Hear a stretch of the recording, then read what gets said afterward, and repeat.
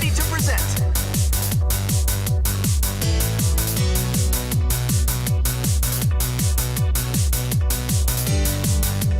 Holding objection.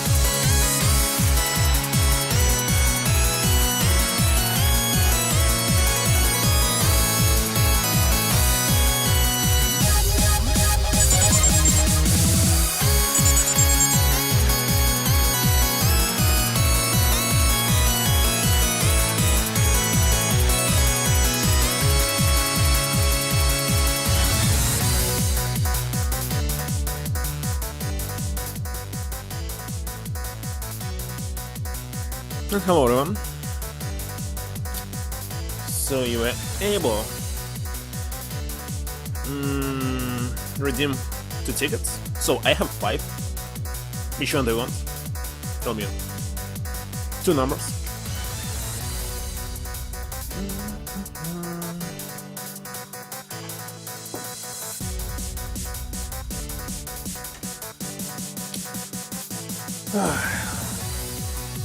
Switch to the game here.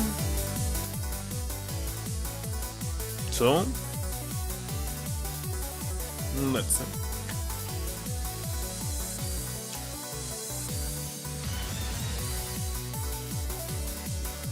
And 1. Number 1.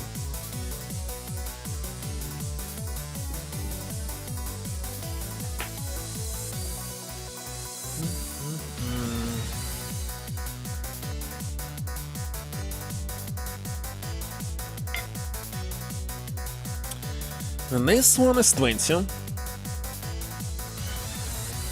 And the second is... Second is nothing.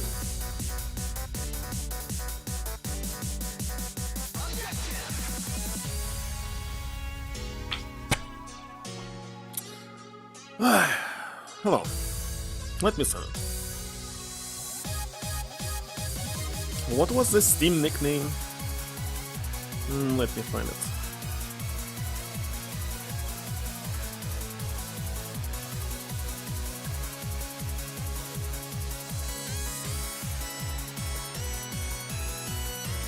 Gosh, come on.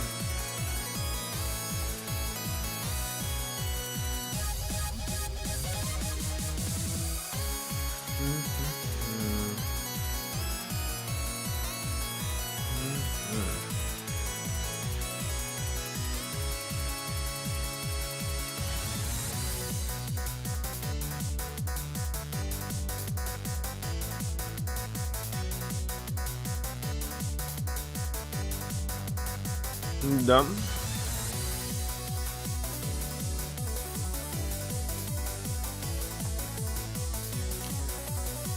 Let's see what is next. Have only 3 hours to play today. I was not able to start earlier. Simply was no time. Gosh.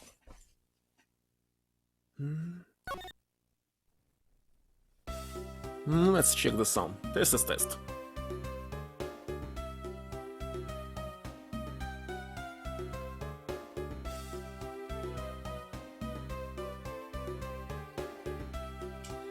Yeah, everything is working.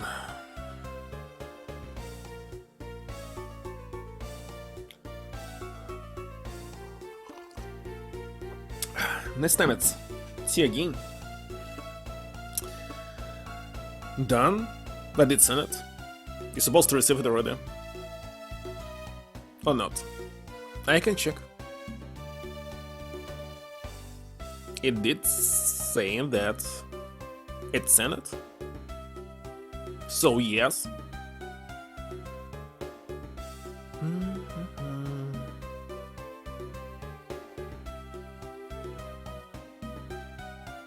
Why the heck my billing address is incorrect here? But maybe I'll check and change it later. So what? Time of murder?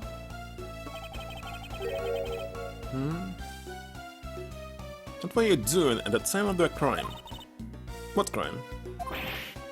What? Well, I believe I have the only sliver here. I'll double check.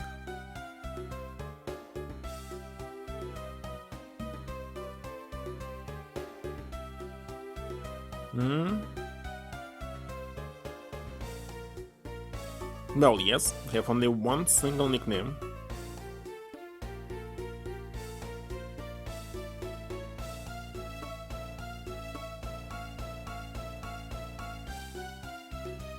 Alright.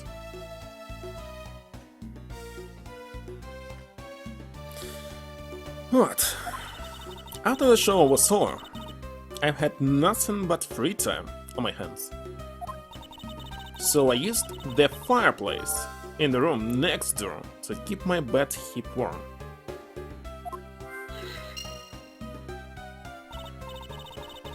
I'm actually thinking that if you rise in the temperature of some specific part of the body, it's making it worse. You're supposed to use cold instead. If it's swollen or something, especially. Well, murder occurred in the room right next to yours. Is it right? Why, Chipo? So scared. Hold me. Caress me? What? Caress, maybe? He could please not cling on to my personage. In any case, I take it then that you failed to show up at Ambassador Alba's speech. Albeit, no, I didn't go. I mean, I might have the heart of a young, tender maiden, but my body just refuses to cooperate at times. As soon as the show ended, my hips started acting up and got stiff. Couldn't move at all. Can you provide proof of your condition? Or you just go on ahead and ask the doctors in the infirmary. So 140 consecutive streams. From one. Well. Wonder how much for Orange Cat. The ones who carried me from the theater all the way to this embassy. I have to admit, the thought of her not being able to leave that room is rather pleasant. Now then, what you doing here? I thought you were working at Gatewater Land at the Pink Badger? What are you talking about? That was ages ago. It was yesterday. Look, I worked at Global Studios before, a long time ago, right? Well, they called me up this morning, kind of out of the blue. Actually, the phone screen is too bright for me. They called you? Not if the girl who plays the Pink Princess collapsed from a bad cold. Happened so suddenly, so they called me in to be her last-minute replacement. Do they have not enough? Do they not have enough people on staff at that studio? I really couldn't say no, so here I am playing the role of the heroine. Instead of that mindy girl, mindy. But the pure girl, I feel bad for her, because they let me stand in for her. Again, this auto-progression. Because I tell you, they're really just a bunch of simpletons. You're also a lovely old lady. So basically you received the stand-in request this morning, correct? You got it. If you need to see it, I've got it right here, look. It appears that she's telling the truth. She's telling the truth? Why the heck it's inside the evidence list? For Miss Albach to stand in for Minnie, the Pink Princess actress who fell ill. Tell you, my fine acting moved the entire audience to tears. Yes, tears of laughter, as I recall. But being famous has its problems too, you know? Here, take a look at this. It's a letter from a stalker. From Larry, but just taking my break when I found this stuck under the door to my room. Wait a second, but it's saying Wendy? Wendy and Mindy. I see. I'll be descending on you from above tonight. Your lovely night. That's what's happened. Honestly, you really have to watch out for these kinds of things. Look at what it says. Wendy, I'll be standing on you from above tonight. Your lovely night. How absolutely revolting. That's why we received the previous piece of evidence. We received this one. I mean, you'd think he could get my name right. There's no accent in my name. And this horrible handwriting. Where have I seen this before? But now that you're here, Echipo, I feel 100% safe. Where do I factor into this? I'll bust that evil stalkerman for my sake. Wouldn't you, Echipo? Well, if you allow me the liberty to handle this in my own way, let me dispatch detective to your house later. Come on, Edgeworth, stop being so dismissive and playing hard to get.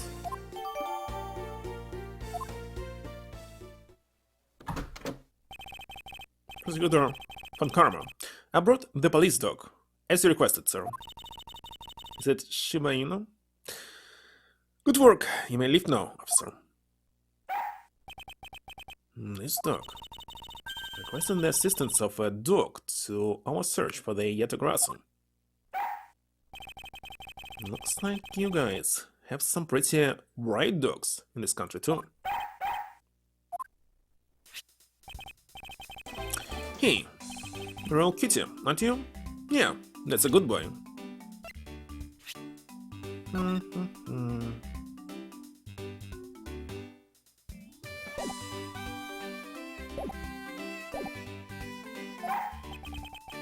And the police dog Gumshoe has been taken care of.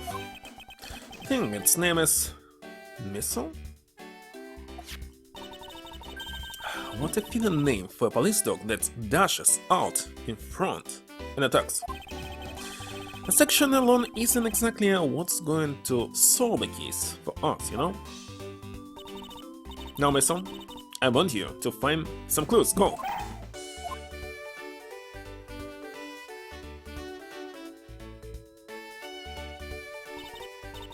Good dog.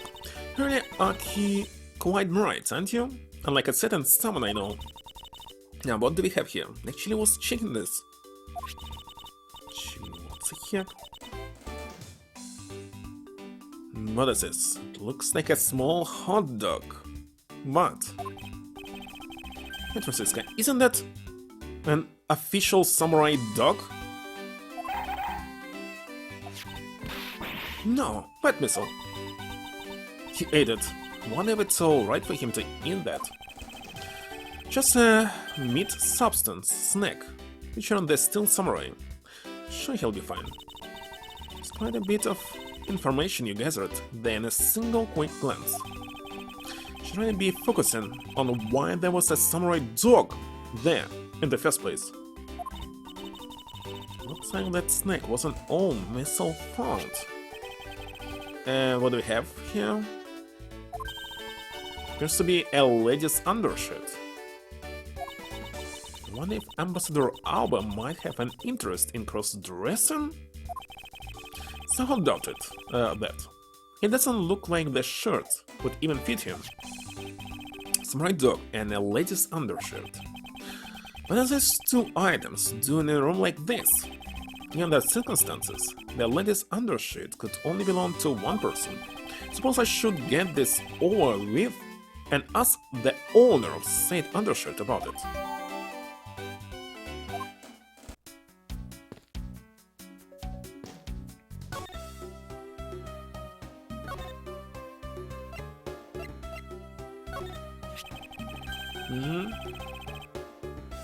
Bluffamate? If you could please take a look at this brown... Is it really brown?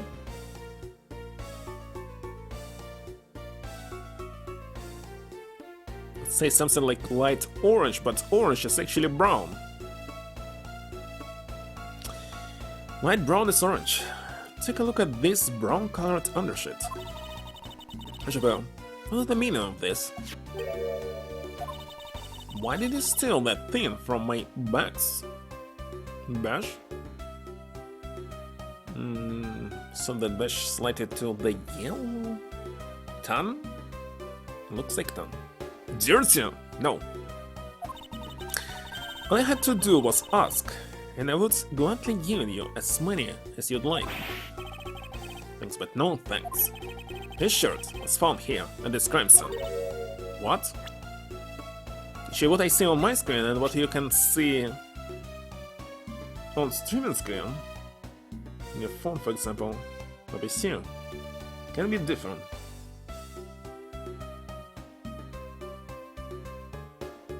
Well, on my phone here it's closer to yellow, and here it's closer to pink. Come now, why don't you just confess and explain what it's doing here? I know nothing, I tell you. What? What meant that I used the fireplace to dry that shirt? But I can't really help the fact that I had to, you know, wearing that pink princess costume was like being in a sauna. What? Hold on for many hours. And on top of that, I get fingered as a suspect. You're too cruel, Edgeworth. I claim that you never once set foot inside this room. Cause I am. Had been the one to find the body, you don't think I'll be as calm and relaxed as I am? Tell you, it's always like... it's always auto-progressing.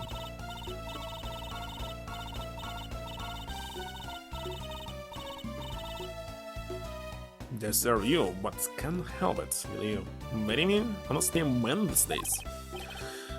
Well, I don't believe she's lying about your actions. So I can simply assume she really was drying her shirt by the fireplace on her break. And somehow the undershirt managed to move from the next room to this one. I assume the samurai dog was also yours? It's a brilliant mind of yours. You can see through everything about me.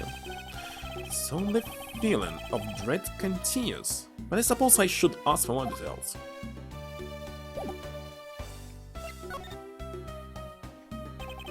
That samurai dog was yours, wasn't it? Of course I'm forever yours, my edgy-wedgy pool. You could just stick to what I asked you. Edge, are you and Miss Olberg? No. You don't change, do you? When will you learn how to take a joke? Anyway, that samurai dog wasn't mine. Those things I present from the studio to the embassy. Present? Studio Big Wigs basically told us to play delivery boys.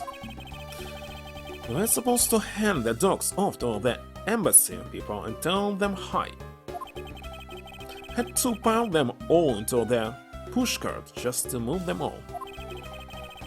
Those studio guys should learn those things by themselves, right, Edge? So, did you deliver the samurai dogs to the embassy staff as per your instructions? Can I feel right now? Another deja vu. But maybe I saw exactly this moment on sound stream?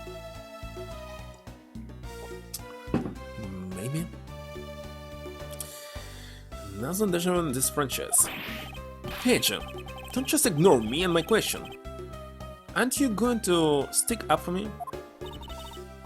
About that, see, after the show, I went to rest a spell in the dressing room. Because of my bad hip, you know? And there they were, the samurai dogs were just sitting on the dressing room floor. Suppose you had to make preparations for distributing them after the show. Well, if by preparations you mean sampling them as well. Excuse me? Tried one and saw they were actually quite good. Sorry about I just had to find out. It was silly of me to think this, but given that since they're for a kids show, the taste was probably for kids too. But they were so good that I couldn't stop. Taste for kids? Something bad? Before I went back to my room, just had to help myself to half a dozen or so boxes. As I sat there by the roaring fire, burning them and eating them, I thought, oh, this is... She ate them all? What is it now? Oh, I know, but you want a box too, don't you, my Edgeworth? Well, who am I to say no to you? But I'll only give you one, the rest are all for me. Looks like the lesson for the days. That's when the Steel Samurai and the Princess, whatever. Let me look at this.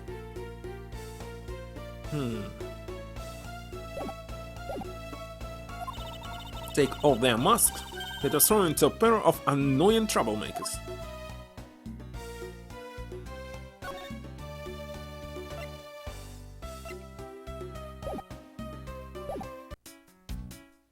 Miss Butts.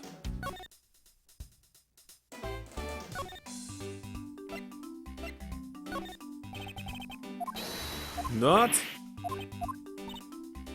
thinking about this one.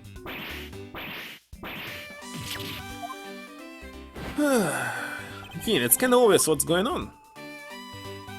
But what should I do?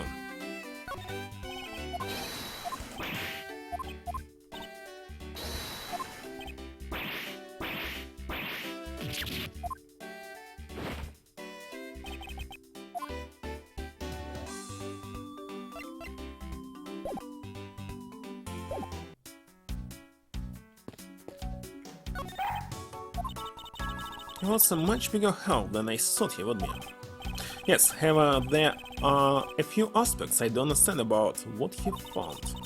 In case, you should keep on investigating until you do understand. Now, my subordinate, continue with the investigation. Alright, I will. With great dread, let I proceed and do what I must to solve the case. Okay, let's show something to you. Example this. What's this? Present for me? No, obviously I can't simply give you a piece of evidence. So you're just embarrassed again. This looks like a hint the wrong conversation here. Just embarrassed to give it to me in front of all these people. But don't worry, can wait. Person of love from my Edgeworth is beyond worth it. What a bother. Only knew how much, Francisco.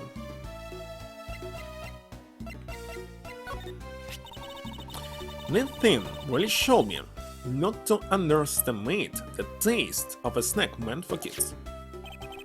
Was it really that tasty? Don't tell me you haven't had one yet. In that case, we just have to feed you one. Now open wide. Here comes the hot dog train. No, that's perfectly alright. Currently on the job right now.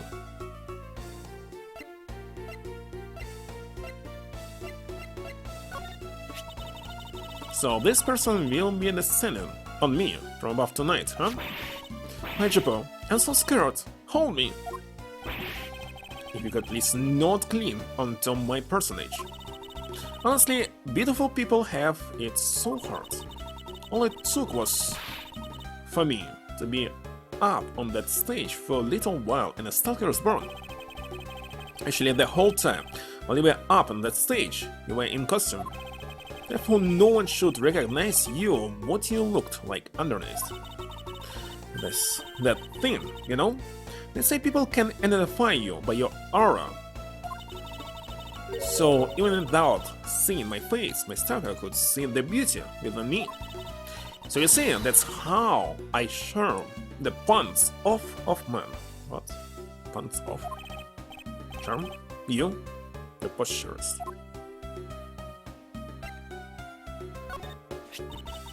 What a strange twist of events. Because they needed a stand-in, I was able to become a heroine. Just like that.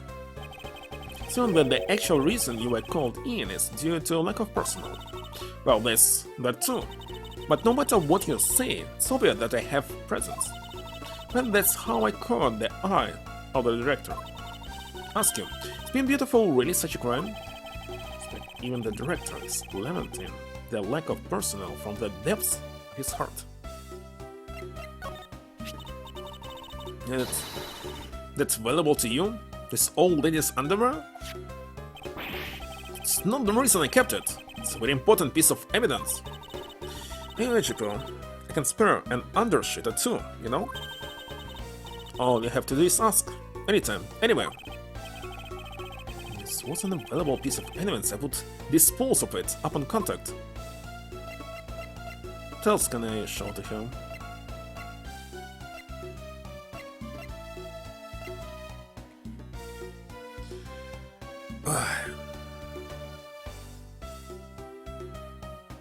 Like what, nothing?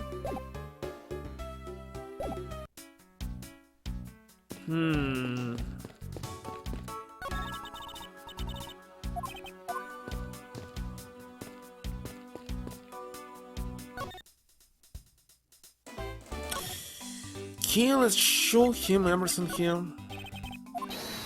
Not this one.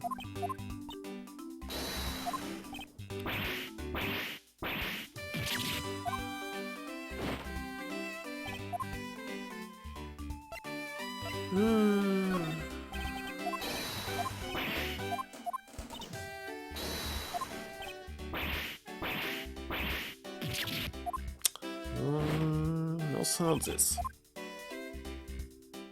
Well, so which way I? 1 second, please.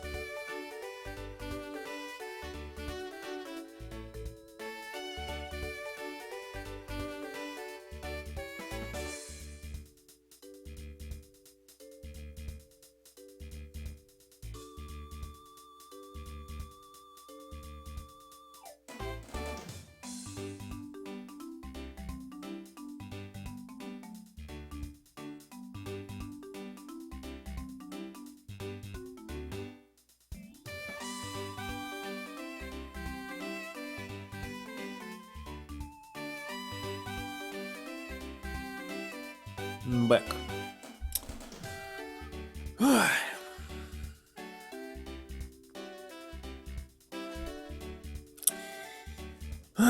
I can't do anything here.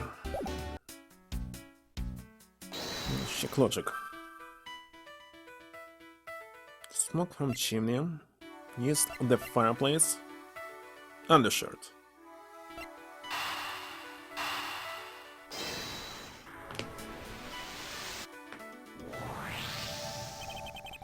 There's no trace of this room's fireplace being used.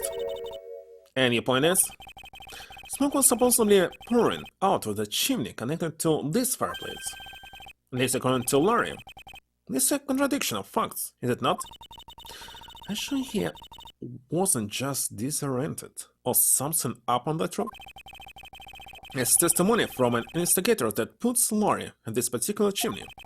So no, I don't think it was a mistaken impression on Laurie's part. On the other hand, the fireplace in the next room was being used at the time. And I suppose the smoke from that fireplace went. Oh, I see, so what you're proposing is this. The smoke that came out of the chimney was actually from Miss Olbach's fire. So basically, the fireplaces of neighboring rooms share one chimney. Never heard about this. That's what you're implying?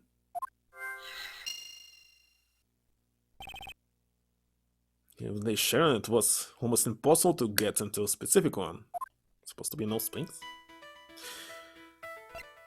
But how undershould change the fireplace?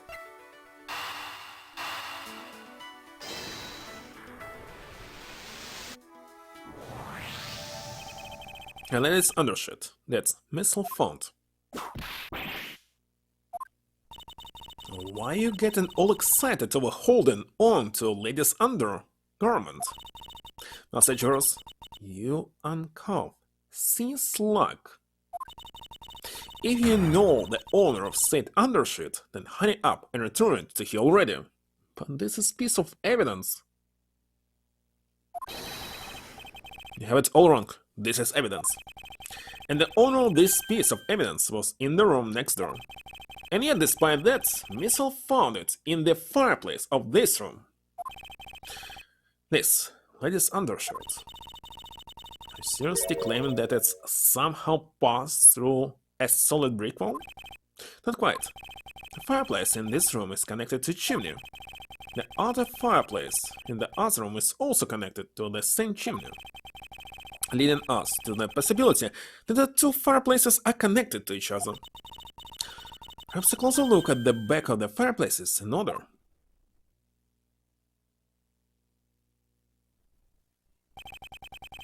Nace and cross. They want to say an X, of course. I refuse. A cross on the back wall of the fireplace. Let's see if I can get a better look at it. What in there? The wall separating this room's fireplace from the next room's fireplace probably turns. As expected, this fireplace does indeed connect this room to the neighbor room. Neighbor room? This appears to be nothing particular about the next room. But the fact that there is nothing special about the next room isn't what's important. The fact that there is a secret passageway through this room's fireplace. That's why there was X on the plan? Actually, cross.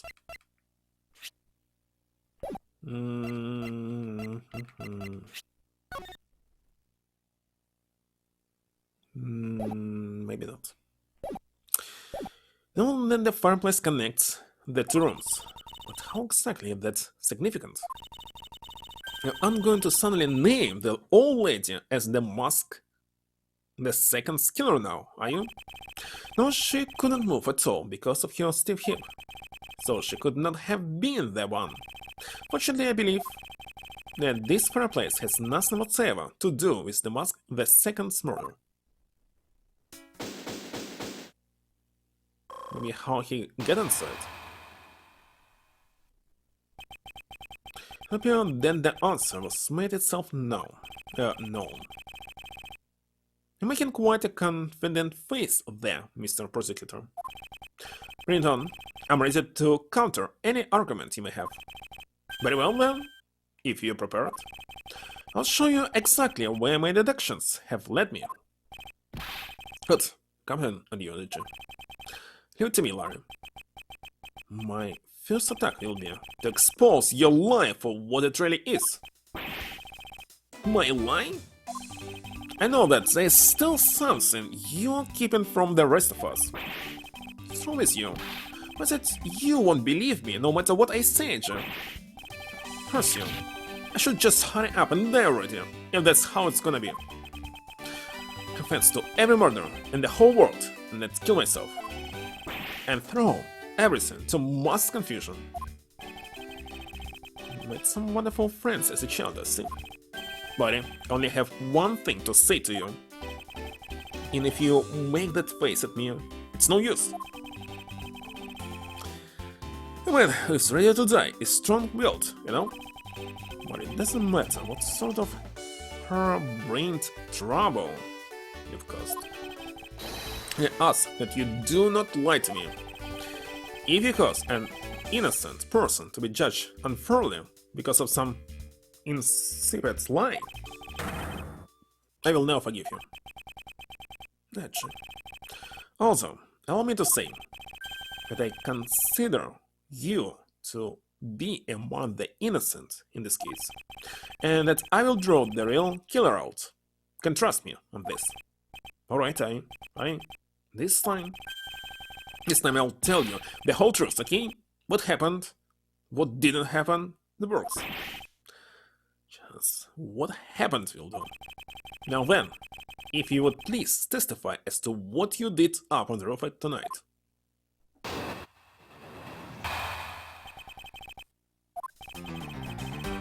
After the show, I left the pushcart in a rose garden, came into the embassy, and they took a picture of me shaking hands with the ambassador. And that's until my next appearance. I had some free time, so I wandered around. Some notifications. That's when I spotted the chimney. Chimney like that is a rare thing, you know? So then I wanted to play Santa and decided to give it a try. Obviously not. But I thought I just finished telling you to not lie anymore. Why does I have this plan? In the background looks like a face. That's kinda ultra embarrassing. Seriously, some kind of nose and eyes. And what exactly is so ultra embarrassing that you can tell me? Actually, man, just saying it was embarrassing, so of course I can just blur it out. So you're just gonna have to reason it out of me. As your superior, I command you to hurry up and expose this man's lie. And pay attention too, for I'm not about to let us waste time on such a trifling matter. Let's go to the last statement.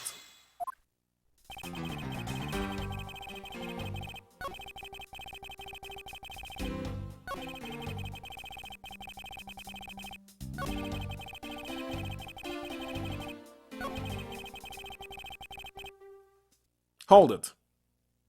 Hold it! You suddenly wanted to play Santa?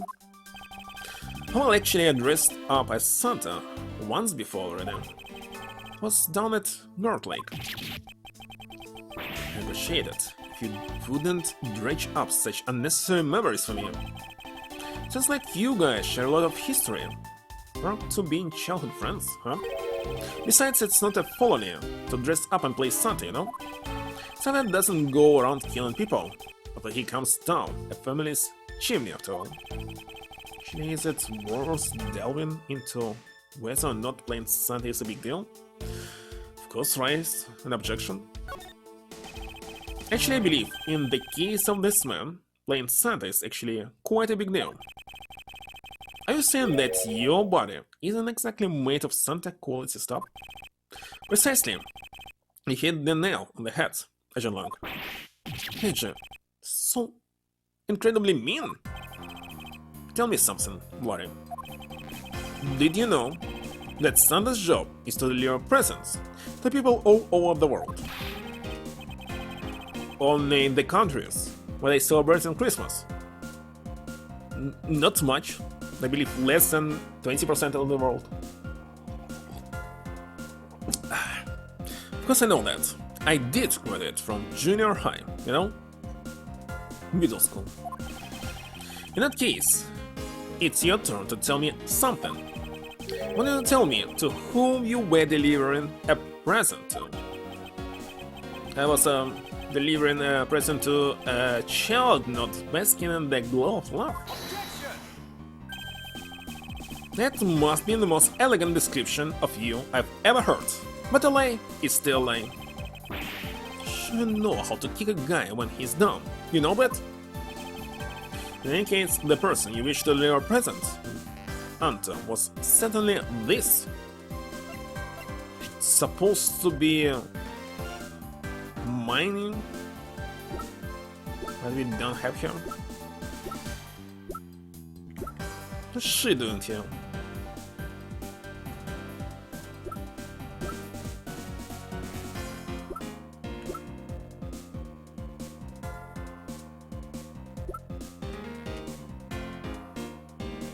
Why is his face is so old?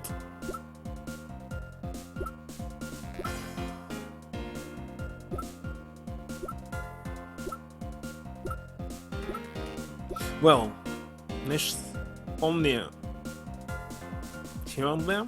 Take that. Take that! Huh. Interesting tastes you have there, Mr. Suspect.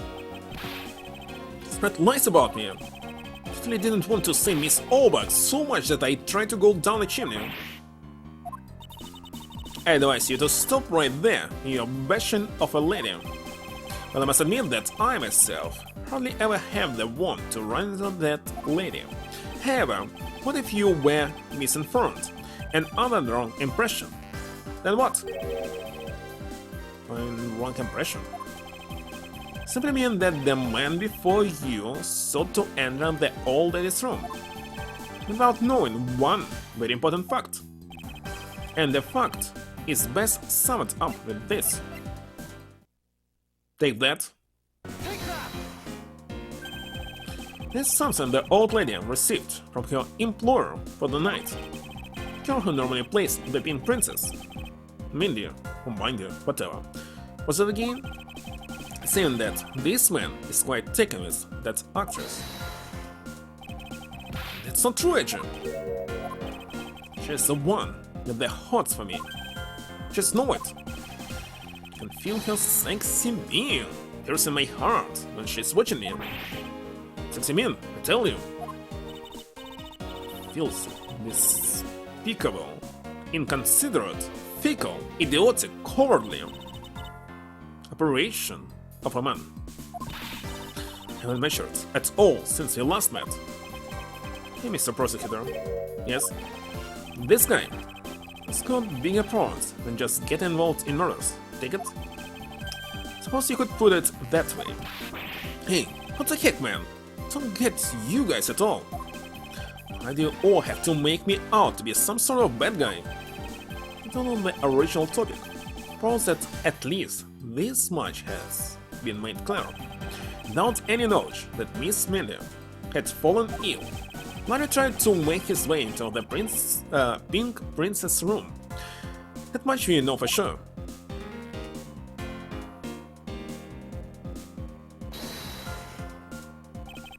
Hey Jim, looks like I've got the hand on the skirt things now. But you're not in court at the moment. Shut up! See what's going on here. It looks like what you do in court. This old boy here still has something he'd like to say. Wendy says, until the root of the tongue dries, one never knows the whole truth. You shouldn't form conclusions until everything is out in the open, which is why I'll listen. Alright then, get ready to listen to me. Defeat Edge in a battle of wits. But have you forgotten that should they lose, your victory prize will be your arrest?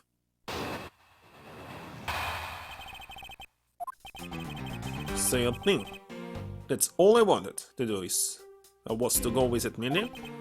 Well, I dressed up as Santa, climbed up to the chimney. Santa? Well, the smoke was really thick. It was a case of mistaken identity.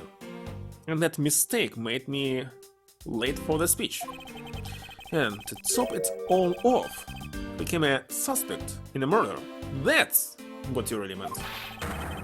Why would I ever put myself through so much humiliation on purpose? And what should I present here? Hey, someone say something!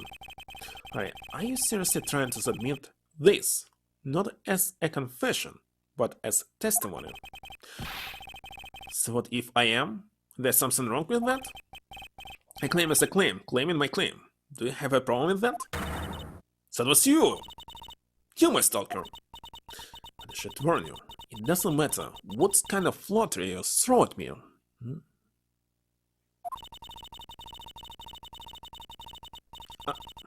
Guinea canals.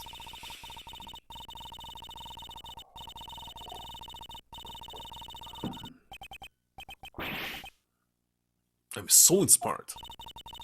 Such an inconsiderable, cowardly, idiotic, and all-around completely worthless man. So I heard something ominous just now, but perhaps it was just my imagination. I believe there's nothing further for me to prove at this point. What do you mean? Cause you still got something to prove. Still have to show some proof that I was trying to meet up with Mindy. Proof, you say? Remember, Edge, everything is evidence in court, right? You mean evidence is everything in court, Lori? But I understand your point. Yeah, see? Totally a pro on this now. Very well, if you wish to see the evidence, then let me show you the last piece of evidence you'll ever wish to see. The letter. But where supposed to show it?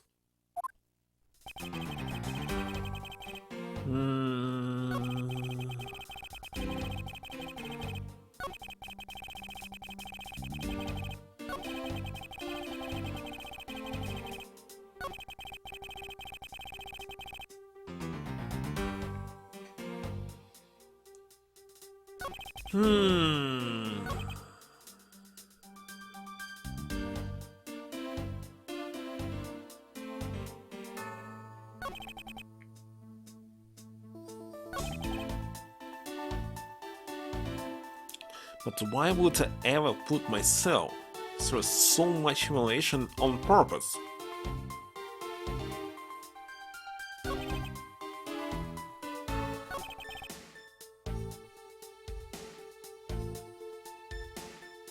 Maybe I should show it here.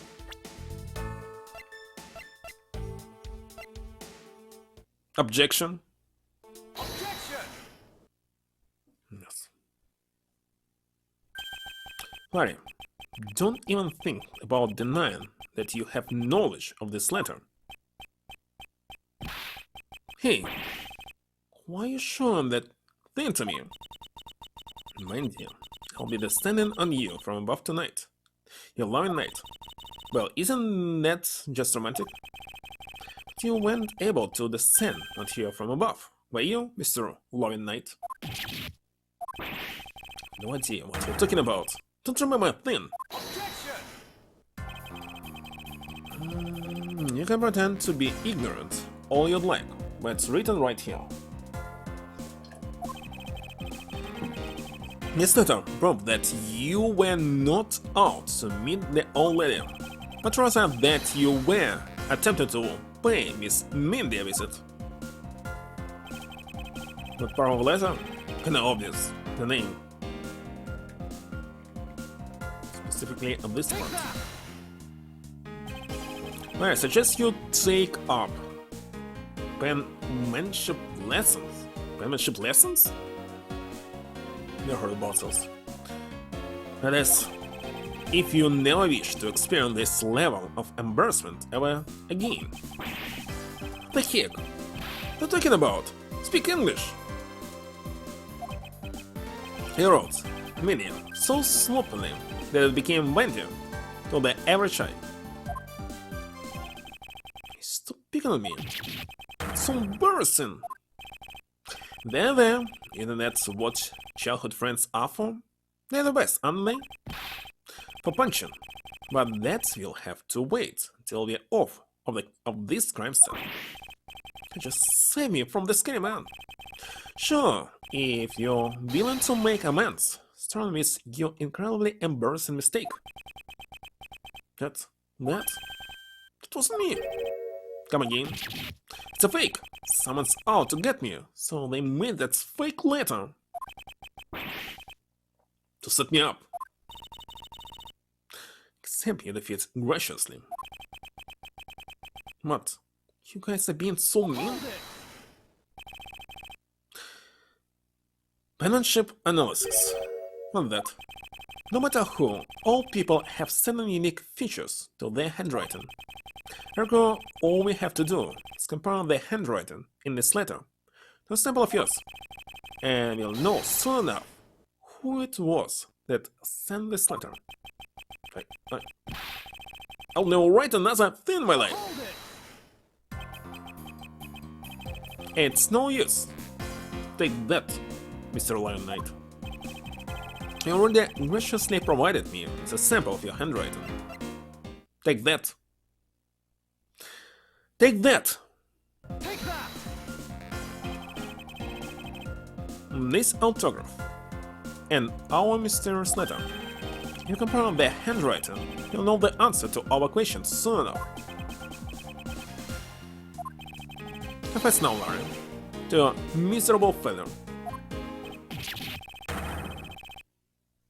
I'm sorry. I did it. It was me, causing trouble again. Admit it. You hit the nail right on the head, Hachi. So he finally confesses. Saw a pink princess being carried around in a stretcher. Got worried, all right? Went to go into Minnie's room, but the doctors wouldn't let me in. So what choice did I have? It was the chimney or bust. Bust? Not sure. Your mind jumped from the door to the chimney? What a criminally overactive imagination. Well, at least I was honest and wrote Mindy a letter and stuck it under the door. That way, she wouldn't be so shocked when I came down through the chimney. Except for the fact that the letter was an utter failure at conveying said statement. Really sorry. But you may be shameful, good for nothing, blind on the face of humanity. However, I always knew you weren't the killer, but did we prove this? Told you to trust me. Actually, the proof is obvious. He didn't go inside, he's staying thereof. Why somebody thought that he is a criminal? Oh yeah. Because of the samurai sword that he left here. As at the very least, I can attest to that about you. Hachi, we lost a lot of valuable time because of you. Because of me. Just 8 p.m.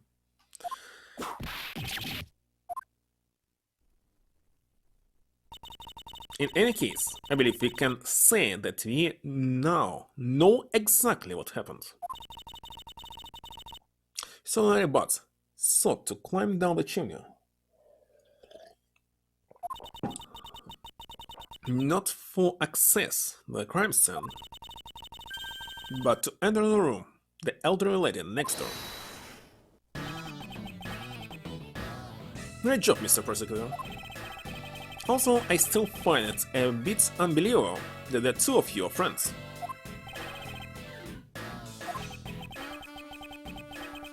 Hold on.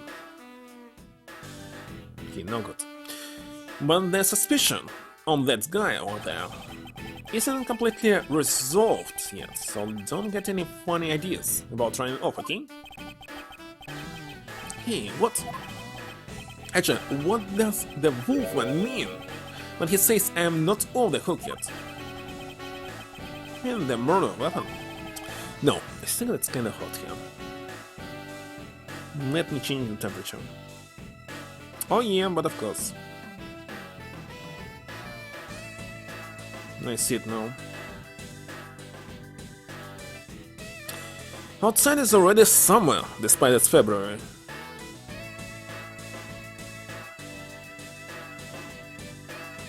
Right, did you forget? The two layers of suspicion hanging over your head. That's exactly what I mean. Can't only rely on the words of the suspect after all.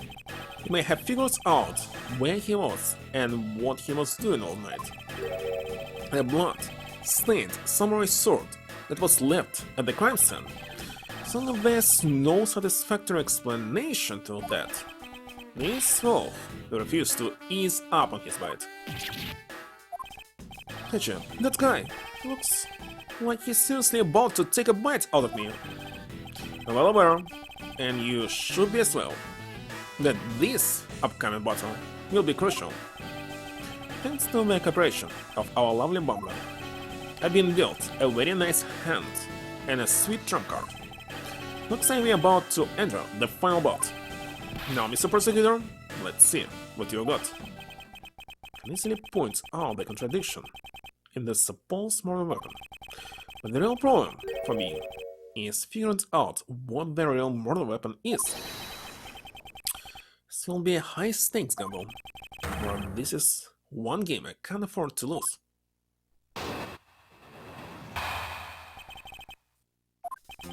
I was the one who found the body of the victim, the mask, the second. So it was this old lady, but okay. Besides him was the samurai sword, glittering red, and offering up the scent of blood. It was supposed to be in the still samurai's dressing room, but I found it here instead. When she said that she entered the room, it's when she entered it right now, at this point in time. Plus, I found the more weapons owner, the suspect, Larry Butts, in here too. Bam. Isn't it a bit far-fetched to accuse someone simply on the basis of ownership? This owner wanted to sneak onto the crime scene. I think that's plenty to go on, don't you? Hold it! If you're alluding to his reason for being by the chimney, you already established that. Hold on there, Mr. Prosecutor, you two are long-time friends, right? Who's to say you didn't fabricate the evidence to give him an alibi? Accusing me of fabricating evidence? I think I can believe anything you produce. Fortune evidence is all you prosecutors do. This man has some serious issues with prosecutors. But come on, can't think up something as complicated as that, right, Edger? I can agree because I know you and your personality well. However, Agent Long knows nothing about you, or me, for that matter. And his hatred for my entire professional emanating from his entire being.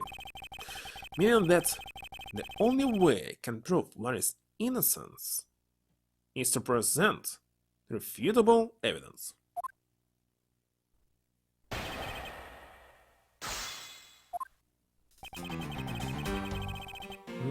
He found the body. Samurai sword, glittering red, offering up the scent of blood. Hold it. Hold it! Excuse me, but glittering red and offering up the scent of blood? I have to spell it out for you? I mean, the sight and smell of blood, of course. According to the tests, the blood on the sword belongs to the victim. The sword was made to only be used on stage, so it's not sharp. Is it also hollow inside? And it's pretty weighty, certainly heavy enough to beat someone to death with. Which leads me to suspect that the victim was beaten to death. Get this sword. Beaten to death, huh? This last statement is too important to just let it slip by.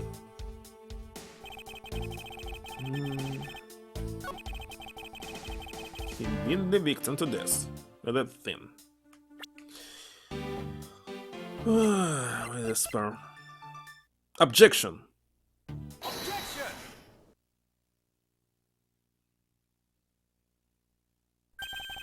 Do you know what this is, Agent Lan? It's a long spur, right? Used to use those a lot in my country a long time ago.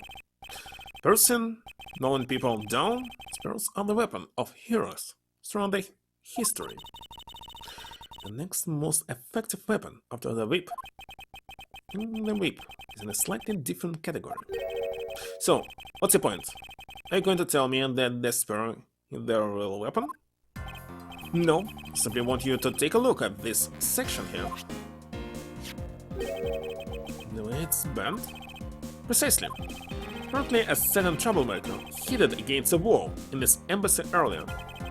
And as you can clearly see, the inside of the steel samurai's weapons are hollow.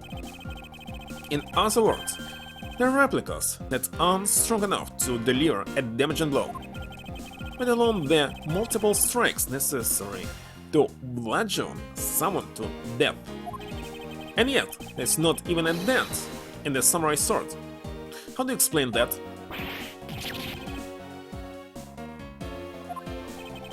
Oh yeah, the sword and the spear are made of the same stuff, so they bend easily. But I wish they'll make them out of better stuff, because the spear got bent. I was unable to do my special early summer range-up move. I got such an earful from the director of the play, I'm not doing it in the show. Still, Samurai's special move was changed tonight because of him?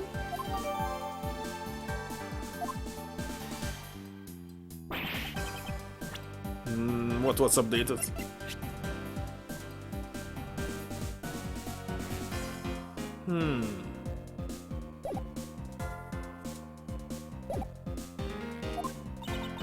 That's more than enough of your whining and whimpering. Now, back on the topic of the spear. Yes, let's draw to the real topic of discussion. It's where the real gamble begins. Don't have a real strategy per se. So all I can do for now is let the chips fall where they may. Chips? What? What? Using guesswork and taking risk in place of real logic is hardly the fun karma way. It's neither smart nor very clever. It's fun karma. As you know, unlike your father, I am not a genius prosecutor. Plus, I doubt his record of a 40-year win streak will ever be broken. Perhaps it's for the best if it remains unbroken, but no one should conceive of the notion to convict all defendants in the first place. What a foolishly foolish statement from a foolish fool who hates to lose. The job of a prosecutor to make sure that all defendants are found guilty in court. There's nothing more important in this world than a perfect victory. That may be your opinion, however, I don't believe that's obvious. As a prosecutor, what I pursue is not the perfect victory, but the perfect truth. And if that means that the bridge I must cross will crumble beneath my feet, then let it crumble as I walk on toward the truth. You're good at keeping me entertained, Mr. Prosecutor. But you know, humans are delicate creatures. The slightest bump, and we expire. I'd like you to consider, if you will, the possibility that the sword was used in such a way that the attack killed the mask the second without bending it. So, what do you think of my hypothetical scenario? Think you know what to do here, right? And what you need? Of course, what I need is evidence even Agent Long can't refute. That's it. It's time to bring this to a close. Somebody hit it with statue? That's why it was turned? Should I have two statues here? A bust and bubbles. Wait a second, sword maybe? You can remove sword?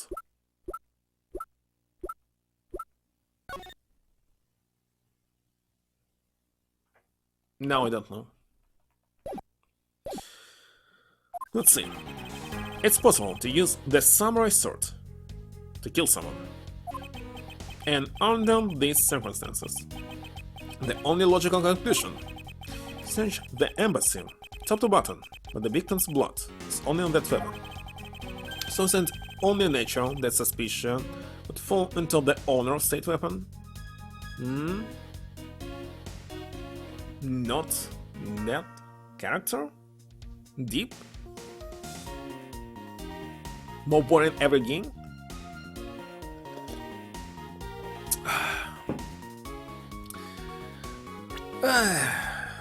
You mean here? I don't know how many games is she.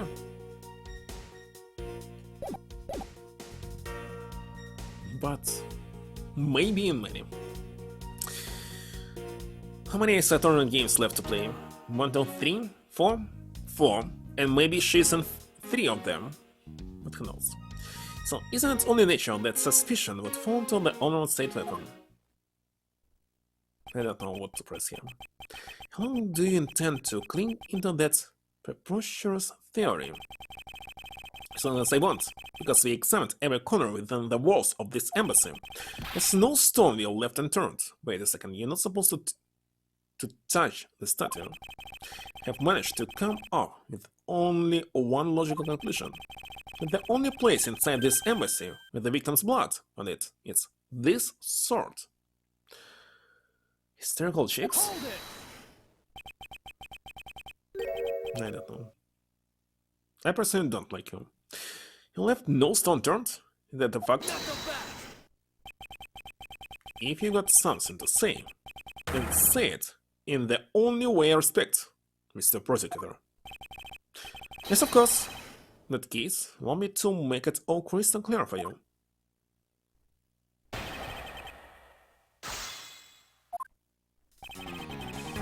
Let's see, it's possible to use the samurai sword to kill someone.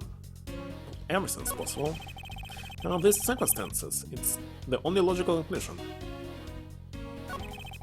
So the embassy top the button. Victim's blood is only on that weapon.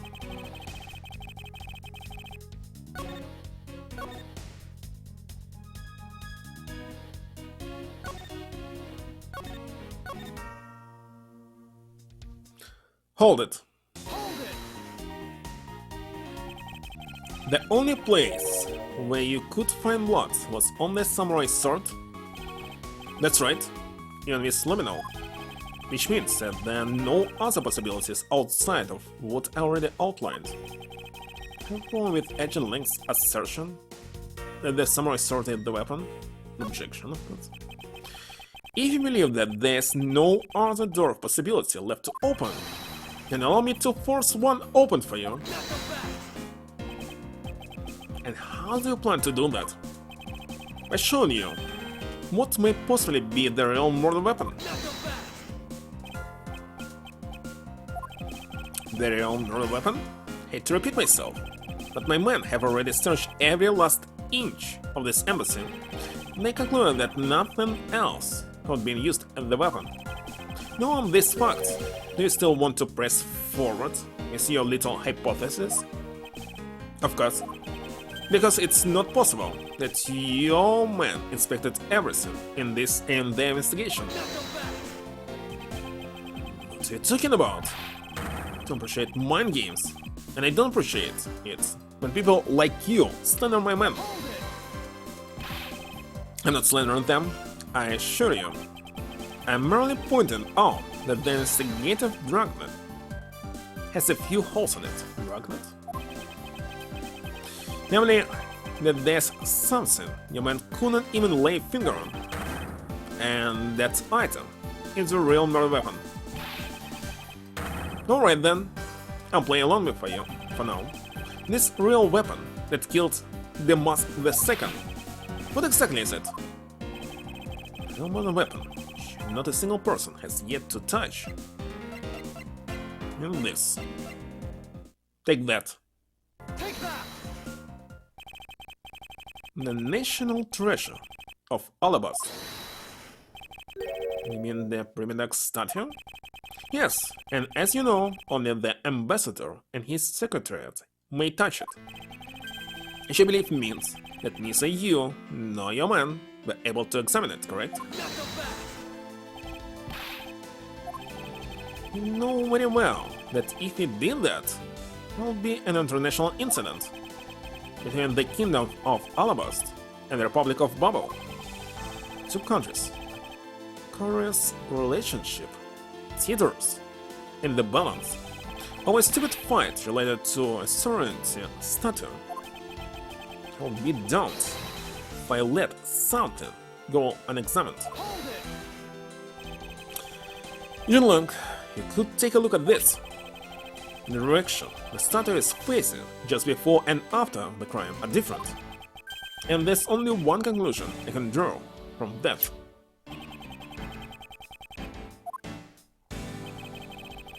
Go look for Ambassador Alba and get him to give us the okay to examine the statue. Shifu, you can't listen to this infidel's words. He's most definitely trying to trick you. Shifu, please, let's be rational about this. Clancy says, just go already. Yes, sir.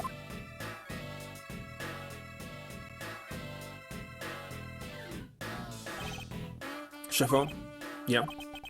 I'm really sorry, sir, but I was unable to convince the ambassador. I was unable to obtain permission for us to examine the Prima statue. I see. Wait, then the investigation is at a standstill? Chuan, I'll go and speak with the ambassador personally. Save your breath. He may act all we can try, but that's all man's want of conquer. I guess you gotta be tough when you're representing a whole country, you know? Jinlang, what do you want? Let's just hurry up and examine the statue already. But Shifu, about causing an international incident? Quite. Take the fall if I have to. Later. What? Jinlang, the hypothesis is mine. So if someone is to take the responsibility, let it be me. Responsibility? You're going to talk in such heavy terms, maybe I should let you. I'll be a real pawn for my man if something were to happen to me. Alright then, let's talk and more investigating. If you want to know the truth, can't stop here. Action must be taken. Action Lang, I'd like to run a luminal... What? Chemiluminescence test? A chemiluminescence test on the statue. A luminal test? Good thinking. If the statue is a murder weapon, and some of the victim's blood should be on it. Okay, let's get the forensic team in here.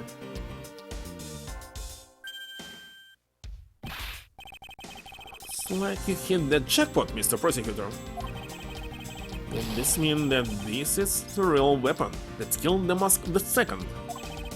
Indeed. But I wouldn't solve it yet if I were you. This doesn't let your friend off the hook. It's proof that he didn't kill the Mask II, so the charge remains. How did Tom examine this statue, Legend Long? Know that it is the real weapon. I believe false examination is required. Think so? Give them? Knock yourself out.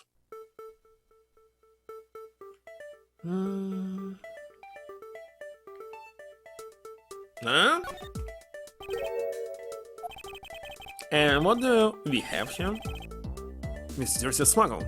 Looks like a handprint?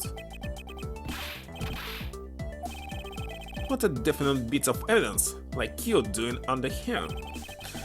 Looks like we got some fingerprints to analyze. Worst case scenario, these prints belong to Lion. But it looks like it's too late for me to do anything about that now. They're not? Hey, printing guy, I want results on these fingerprints as soon as possible, you hear me? Gentlemen, I have the analysis results, sir. Good then. Sir, about the prints lifted from the bottom of the statue. Well, you know the victim of the murder in the Bubbly's embassy? Prints belong to him, to Mr. Money Cochin, sir. But that's... serial killer. What's going on around here? No, that's impossible. They killed each other. Each private extraction can only be handled by someone of that country. But the very fact that Mr. Cochin's fingerprints are on this one leads me to only one conclusion. The statue is actually Bubbles' private dog statue. Impossible, can't be. Somebody exchanged them because this is the real statue? Or the other one? I never once set foot on Bubbly's soul, so he was free to go. However, this new piece of information only served to confuse us even further. The ringleader of a smuggling operation was killed with an alabaster knife in Bubble. And the month second was killed on Alabaster soil with Bubble's national treasure. And the mystery of the great Pip Yetagrasso, who visited both countries. These were there, had yet to see the big picture. They were to form. I still can think that Shikhna is actually you. Because so far it's the only person we don't know who is this. No age. If we knew the age, maybe it would be easier to spot it. She's the killer. Maybe not.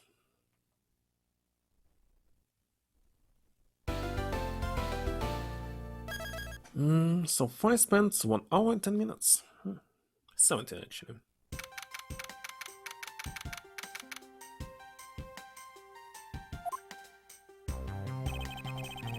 We'll get the monster second. Investigation to Francisca, turn to Bubble. Suppose my first order of business should be to look into Bubble's statue. Mr. Edgeworth! Soki, what's the situation?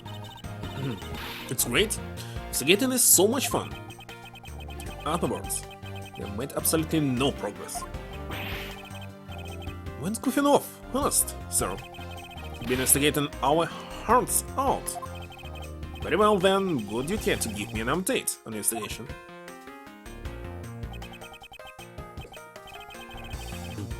You had a really fun time, sir. Knew it. Zero progress. In any case, that will come sure. Yes, sir. Have permission to enter the Alabastan embassy.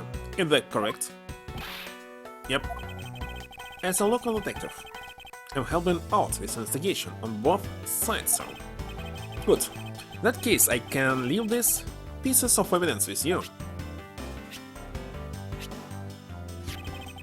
They belong to the lady under the Pink Princess mask. Pink Princess? What kind of lady was playing here, sir? The kind that was also playing the role of the Pink Badger yesterday. Understood, sir. If I happen to run into her, yield them back to her. And if I don't, then I guess I'll unlock them somewhere. Doesn't seem all that enthused. What? Thust? To go find her. That can lay him. Evidence that was lost.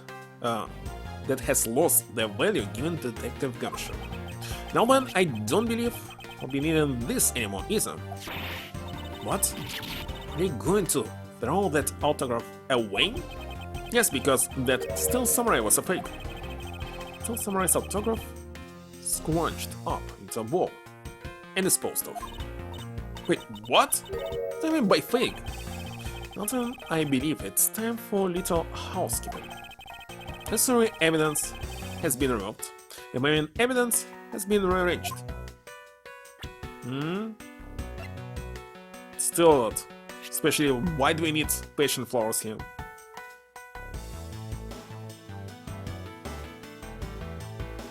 Seriously. Hey, you're not going back to Alabasta already, are you? No, not yet. I still need to gather a bit more information first. general time of it cleaning up after the fire. Suppose we should stay out here, investigate the stage some more then.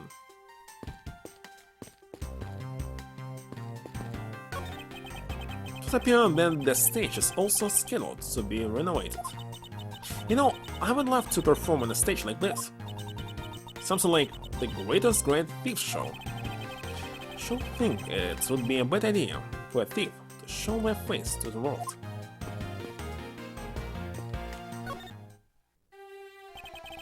Oh, so you're back now. Are you, Mr. Edgeworth? You must be tired. Here, with this. You can eat whatever you like. And this one? Discount tickets for our cafeteria. They open tomorrow at 10 in the morning. 10 is kinda too late. Appreciate the concern. However, these coupons do nothing for me right now. Ambassador Polana, I'd like to ask you a little more about the Primidex status. Oh, I see. Well, let me ask you this. Did you know that Alabast and Bubble used to be one country called Cadopia? Yes, I know that much about your history. Well, the Primidex statue belonged to the founders of Cadopia. At least that's how the story goes. It was bequeathed unto the king of Cadopia as a symbol of the country's wealth. So it was meant as a symbol of sovereignty and the right to rule. Take it? Yeah, that's right. Which is why both countries are so adamant about their claim. Hold the real statue, therefore we hold the right to rule, is the reason. It's pretty petty when you think about it, though, I suppose. But if Alabast and Bubble were to re-establish relations, shouldn't that put an end to the squabbling over the statue? You have no reason to believe so. The Primidex statue is even more important now as a key to diplomacy. What if Ambassador Poliana knows about what has happened to the very important key to diplomacy? Perhaps I should try showing him this key and see what he has to say about it.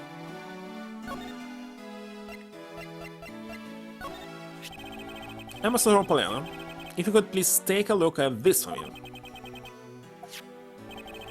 This Primidex statue, sitting in Alabast right now, actually belongs to Bubble. So it would appear. Received a call from Miss Von Karma about this earlier, and you will understand why I wish to inspect Bubble's Primidex statue immediately. Because the statue currently in your country's possession as well. I already inspected it myself. And it is definitely Alabast statue. No, because the real statue. Then you saying that Bubbles was a replica? Worse to say, it's true.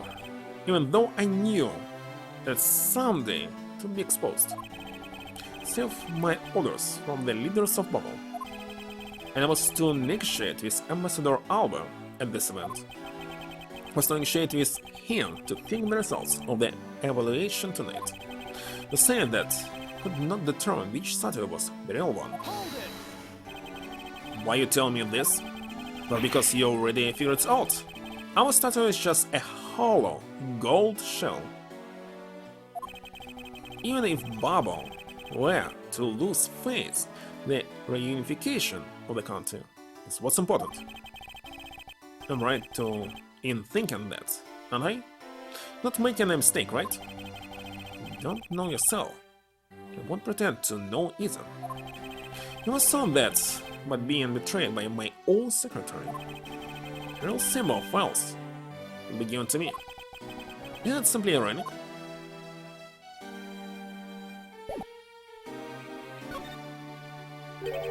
This open-air stage, what function does it serve exactly? Well, normally we use it for a variety of events. It's all to attract that extra bit of attention in Bubble. Heard that tonight, over in the Alabastian Rose Garden, Snow Alba was to give a speech. And you know what? Many told me that I really should give a speech too. So Kochin told you that? Yes, he did. which is why I thought should give a speech of my own. But unfortunately, I wasn't able to, because the fire the Yetagarasu started? Exactly. Ambassador Palena, there's just one thing I'd like to ask you about. Yes, and don't worry, you can ask me more than just one thing. How about 2 or 3? And Shinji, I expect you'll be coming to Bubble, yes? Thank you, but just the one thing is all required. Minikochu, I'd like to ask you about this man who was your secretary. Sure, I'll tell you what I know. Thank you for your cooperation, Ambassador. He was, well, I have to put it in one word. He was an humble man. If there was ever anything I needed as an ambassador, he was able to get it from you. I think that a man like that, the hand in a smuggling ring right under my nose, was completely unnoticed. She suppose because he was an able man, was unable to detect his dirty dealings. Sounds like Mr. Koshin had a very sharp mind. Recently, money had been really busy. Since I became the Bumble's representative at the Country Unification Council, he's been working tirelessly to cover my work for me. Sorry, but this Country Unification Council? Oh, well, you see, tonight's events proceeded without a hitch. Our 2 countries were to reunify and become one again. I guess this is how things turned out. That dream won't be realized anytime soon. Suppose not.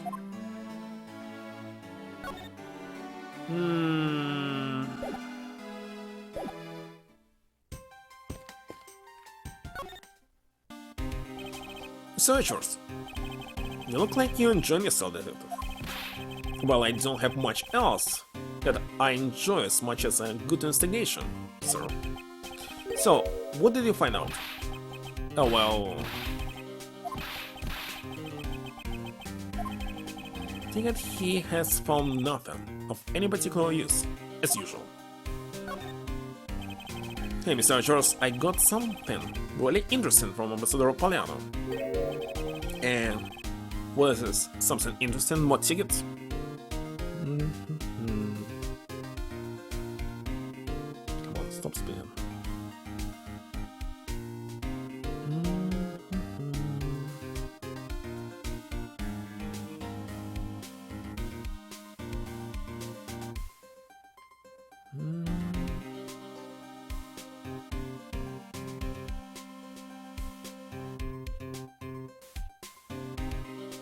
Alright. Some unnecessary notifications. What is this? Something interesting? This, sir. Oh, lantern?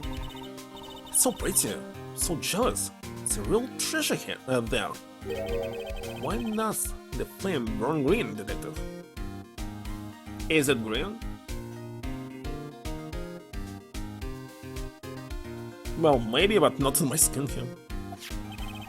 So apparently, if you burn the special white crystal oil that they only make in Bubble, burn this green color, sir.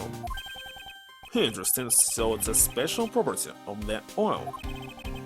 I suppose it's employed to force people to visit Bubble should the oil run out. Hey, hear me. What about this silhouette? They stuck some cutouts on the outside of a lantern, so it projects the images. Silhouettes, huh? They're rather pretty, aren't they? Can you receive this evidence and examine it? Wait, what am I doing? I'm supposed to be asking for an update on the investigation. Hey, what's wrong, sir? There's something I want you to investigate for me. Do you think you can do that much? You got it, sir. Yeah, that's not fair. Why is Kami getting to do all the fun stuff? Well, that's because I am Mr. Edgeworth's partner. believe you took advantage of the confusion and saw my role as assistant. Expect the two of you to get along and work together, like professionals on this. I receive it. Yeah, where are you going? Are you heading back to Alabast? Yes, but before I do, suppose I should give you a summary of what's happened. Oh, I see. Cannot see. It's black. That's in wheat crystal. It's not white crystal, it's wheat crystal.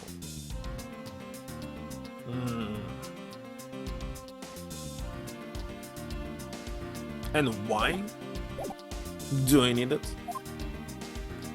Did Grosso use it? So, there's been a murder in both countries using an object from the other country. Then the needs of it. Bubble is just as strict as Alabast in the inspection of the people and things that enter the country, meaning that somehow both mortal weapons were smuggled into the two countries. The only logical conclusion can be drawn. Perhaps the key to the weapon smuggling in the person who terrors both countries. Hold on, what was...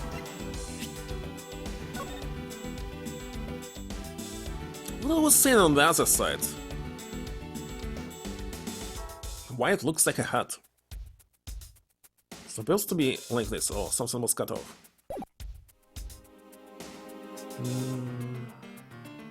So, the mask was changing status.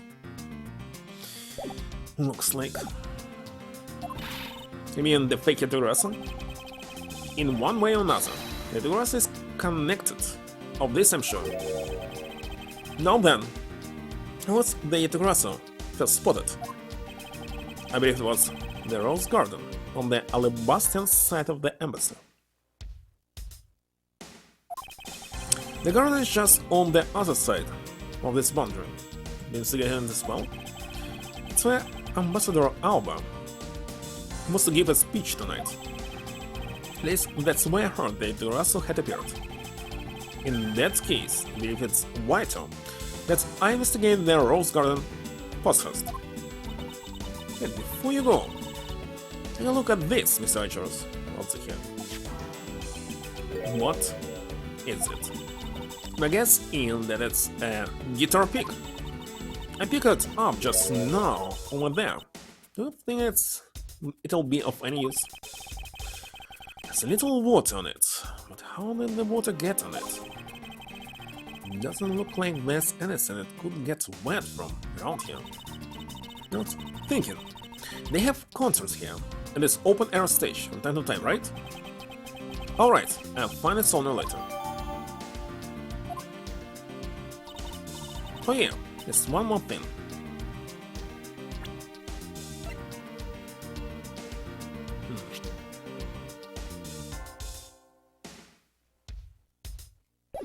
Strange. Mr. Edgeworth, would you be willing to hold on to this? What's it doing here? What is this? It's misused perfume. In the bottle that woman left behind, and that I found 7 years ago. So that's one day be of some use in tracking her down. So I kept it safe all this time. Thank you. I'll be honored to hold on it for you.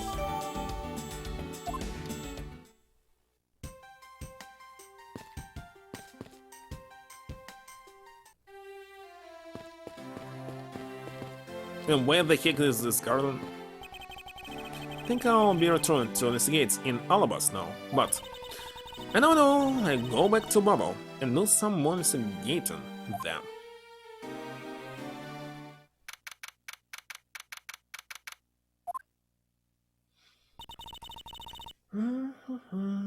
See you back, Mouse Edgeworth. How things in Bubble? Also, I can't really say I expect much from Scruffy and that girl. Investigation into Money Coaching's death hasn't really progressed any. However, the investigation into Edgeworth has. Yes, Edgeworth. Even now I find it hard to believe.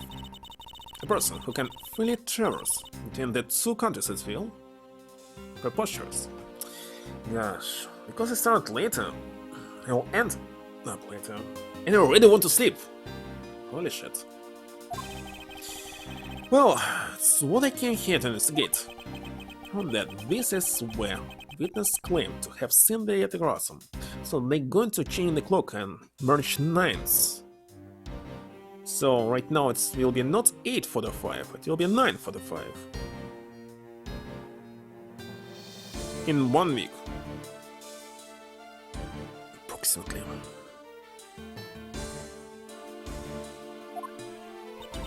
That's correct. Ambassador Alba was to give a speech tonight here in Alabasta. And that's when the Yetagrass appeared. Shadow on a mysterious thief appeared, just as suddenly it vanished. So it was Lantern, isn't it? On that, there was the fire and the Bubbly's embassy that the Yetagrasso started.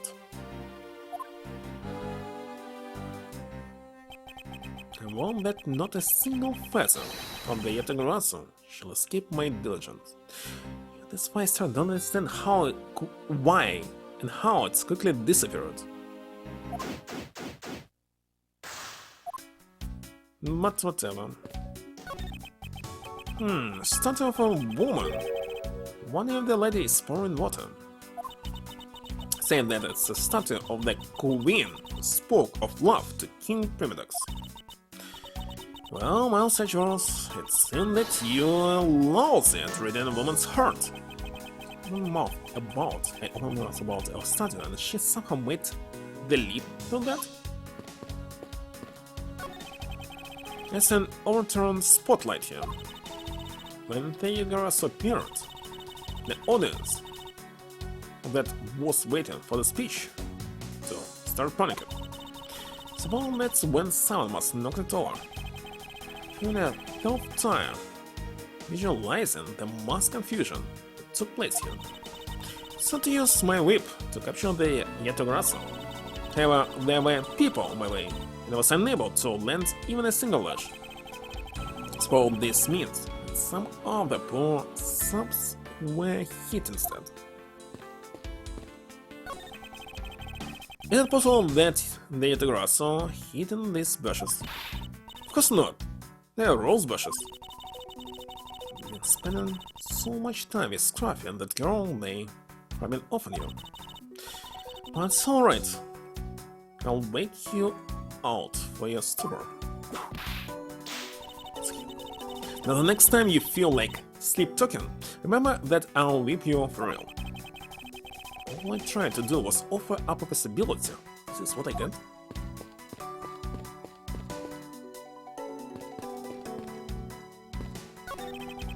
There's an overturned spotlight here.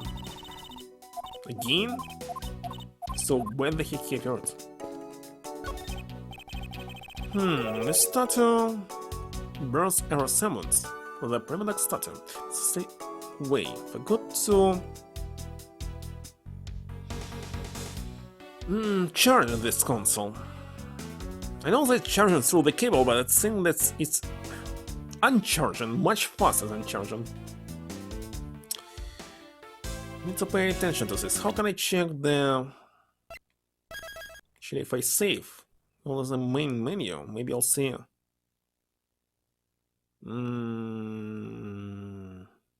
Okay, let's turn it off. Turn it on and check how much left. It's possible to see. Well, it's showing full, but let me disconnect. It's still full. Well, maybe it's full.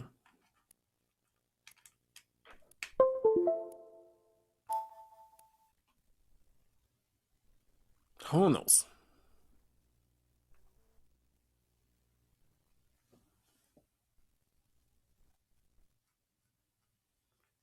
I'm not sure about anything now.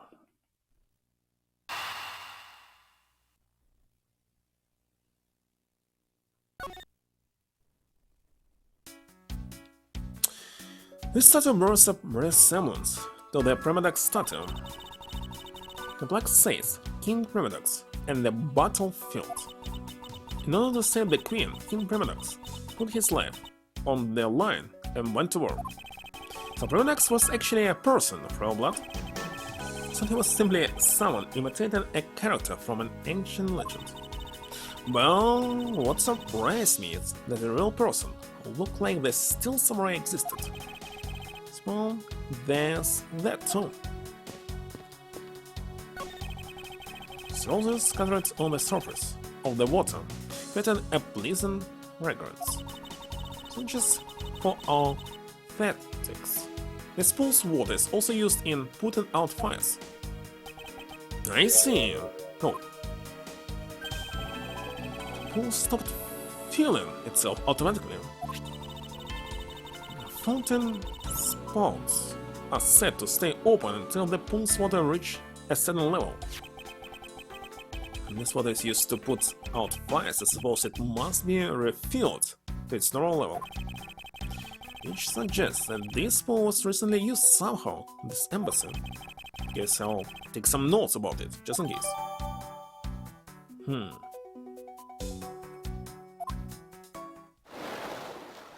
The heck?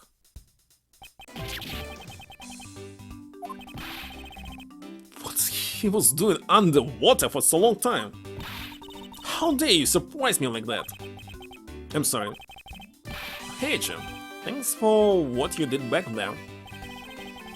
Your gratitude alone is enough. More importantly, Larry, this pool is not for your personal enjoyment. I know that. You really think that I'm the type to just jump into a pool and swim around for fun? Alright then, did you, by chance, fall into the pool? Nice guess. But no dice. So you know my son, right, Edgeworth? Yes, sir. I guess I kinda lost sight of him when I shook hands with the ambassador, and I'm pretty sure he was around here when I last saw him.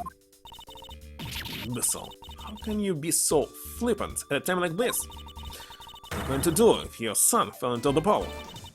How old is this child of yours, anyway? Huh? How old is he again? Larry, you're the first I've heard of a son. Who exactly is the mother? At the beginning of this episode we saw it. This thing, his son. The mother of the chick, the Pink Princess. The Pink Princess? Miss Von Karma. I was a bit confused by this man's words for a bit there. However, I believe that what he's looking for is the doll of the Iron Infant. And because I am the Steel Samurai, through and through, heart and soul. And the Iron Infant is my cute little son. You have given a whole new meaning to the phrase an astounding fool. Bloody, you have not seen hide nor hair of the Iron Infant. But rest assured that if we should find him, we'll let you know. Now, get out of there.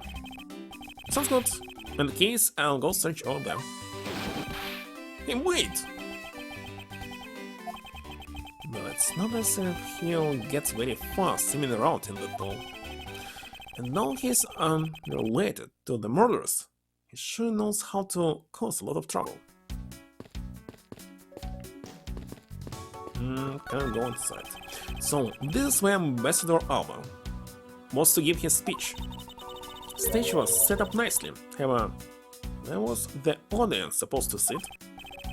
And they were supposed to sit around the edge of the pool? Such a poor explaining. If there was no place other than a spot or two by the pool, you should make seating arrangements, like how the gallery is set up in court. Indeed, you can sense that consideration for the viewers sticking with those just can't stand here with the problem. So in the end, the speaker and his audience were to stand the whole time? What's the problem with this? Yes, although I suspect the audience would like to sit down after a while. Nope.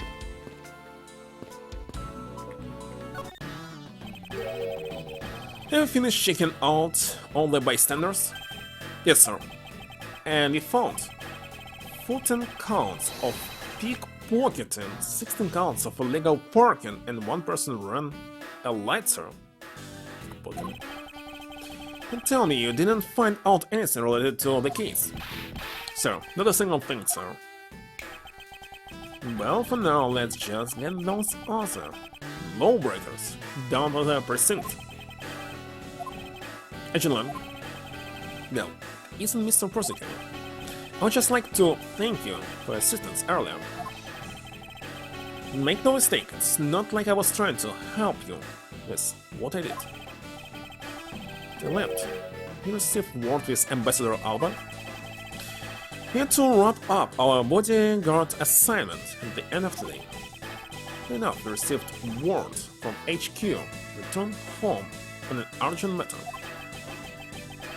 As if I can be so easily called away from this case after I've come this far, it's rare that I'll find the truth and drag it out, skimming into the light.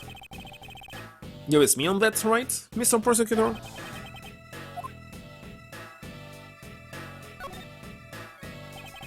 You were working as Ambassador Alba's bodyguard at the time, so naturally you witnessed when the Yatagarasa appeared, correct? Yeah, so the thief, alright. It's my own two eyes. Yatagarasa was always there, lurking in the shadows. But when the spotlights were turned on for Ambassador Alba's speech, Shadow appeared. When cries off, it's the Yatagarasa ran out. The next second, the spotlight went out, and by the time we got the area lit again, the thief had vanished. Investigated afterwards, we found that the reason the lights went out is because someone had unplugged the extension plug for all the outdoors electronics. Whether it was someone doing it on purpose, or simply a guest who had tripped over it, we don't know. But one thing is for certain, Yatagarasa was here. Maybe if he saw only his shadow, or her shadow, its shadow. So you're saying that basically all you saw was the thief's silhouette? Yes. Objection! If all you saw was a shadow, then it's entirely possible that the shadow belonged to someone else. Your thinking says, just might be right. If it went for the fact that there was no one else in the same shape. No among the stuff of the audience members. Once again, that's so stupid. Now I have already done a thorough check of everyone, so I know I'm right. Someone else's shadow? Sounds like a plausible hypothesis. Suddenly appearing and disappearing shadow of the Yatagarasa. I believe I figured it out. Its true origin. You ready? Right. Expected no less from a subordinate. Now let's hear what you know on the subject. It really casts a shadow on the Yatagarasa.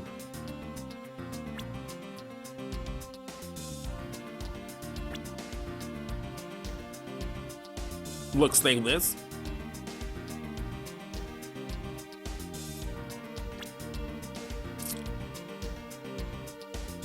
I don't think it's this statue.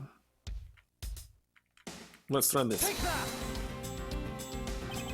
Suddenly appearing and disappearing shadow of the Yatagarasa. Is it not possible that it was created by this statue? Are you playing me for a fool, Miss Edgeworth?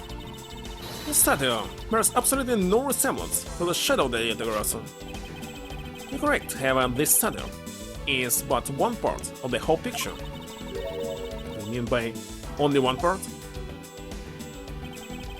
On the other part, the real form of the Yatagarasa shadow.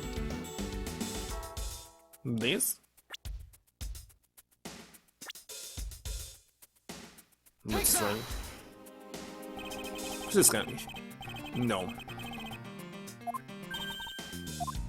I failed.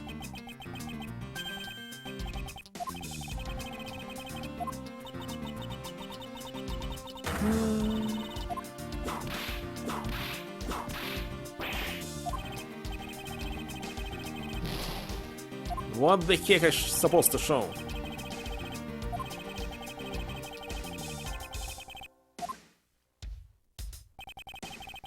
Other part.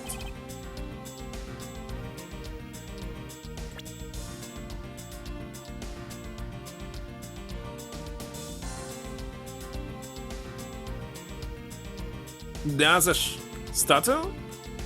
Take that! But of course.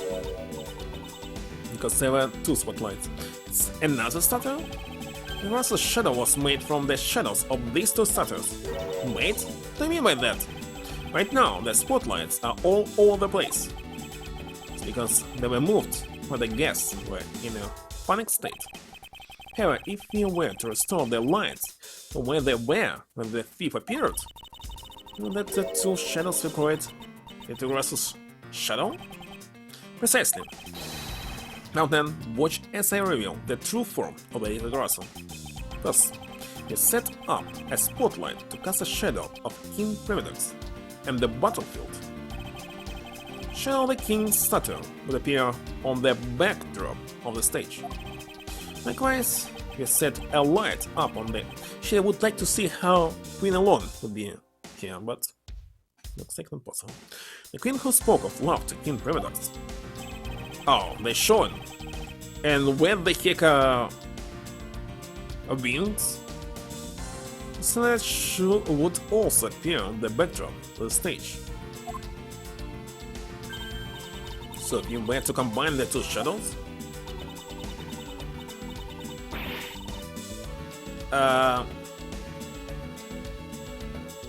it looks nothing like the Icarus shadow. Researchers, how do you explain this grotesque shape? Calm down, Francisco. Where the light needs to be shown on the Queen's statue is wrong. What do you mean by that?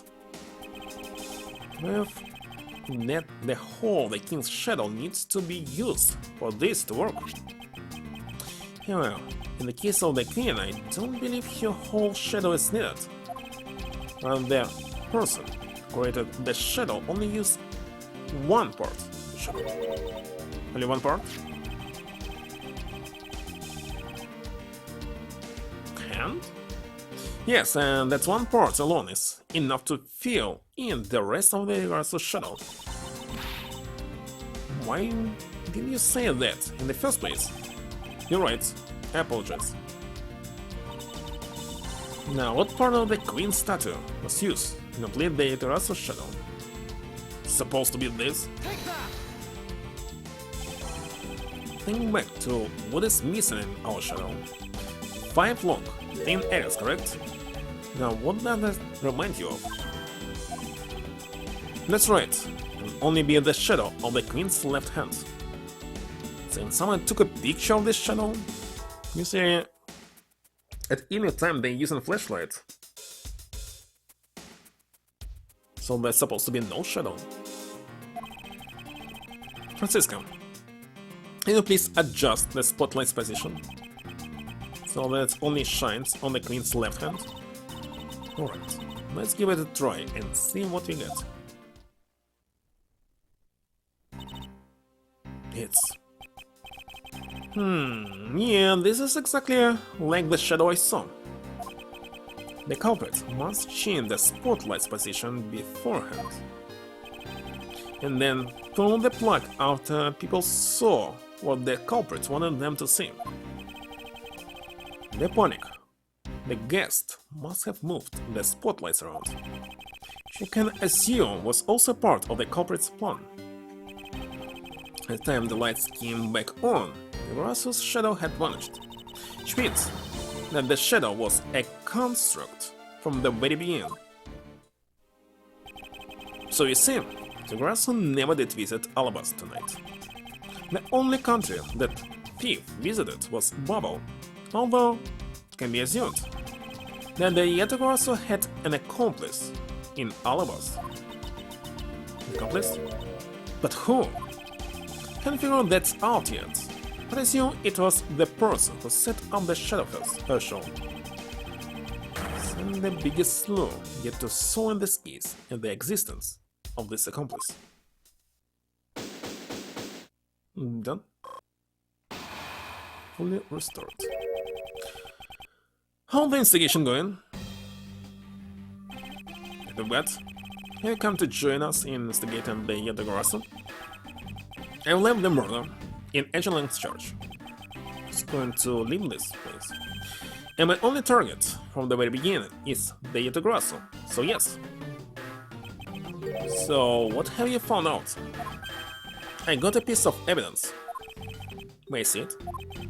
Sure, but you might regret it. You're here because we are ready to face whatever may come. So, if you please. Have you all heard the commotion? Bystanders started gathering. And one woman claimed, "Tell you, I'm a genius international journalist." She gave me an interesting picture. Journalist? Well, actually, she's a freelance cameraman. This is the photo I got from her.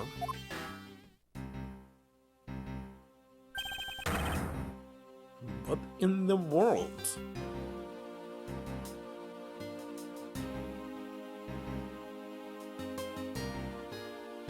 Seriously? Yatagarasu is flying through the air. And they're changing. It's just man, but evidence. Even they are lied to us now. What do you mean? When was this photo taken? When the right out of the fires on the first and fifth floors were put out. It was taken from a nearby building that you can see the embassy from. I see, so this was taken after the fire. The blur in this picture took off from the Babylon's embassy, flew over the boundary, and headed for the embassy of Alabasta. Simply not possible, people are incapable of flight. In that fact, I've had the pleasure of dealing with a case involving a flying person once. Actually, come to think of it, come across a case like that as well. Two, actually.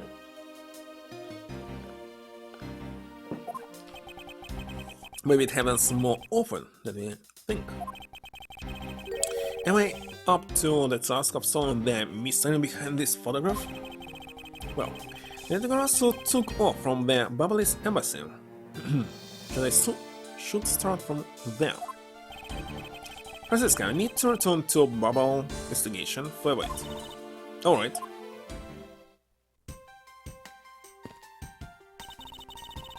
I'll continue investigating on this side of the building. Alright, I'm counting on you. Welcome back, Mr. Edgeworth. Now come on, let's get back to our investigation. Yes, let's. Finally go there. The solar show just beyond these doors, but it's been quite a number of hours now. Mr. Edgeworth, have I ever told you that you talk like an old fogey? It's very reminiscent. That's such a crime.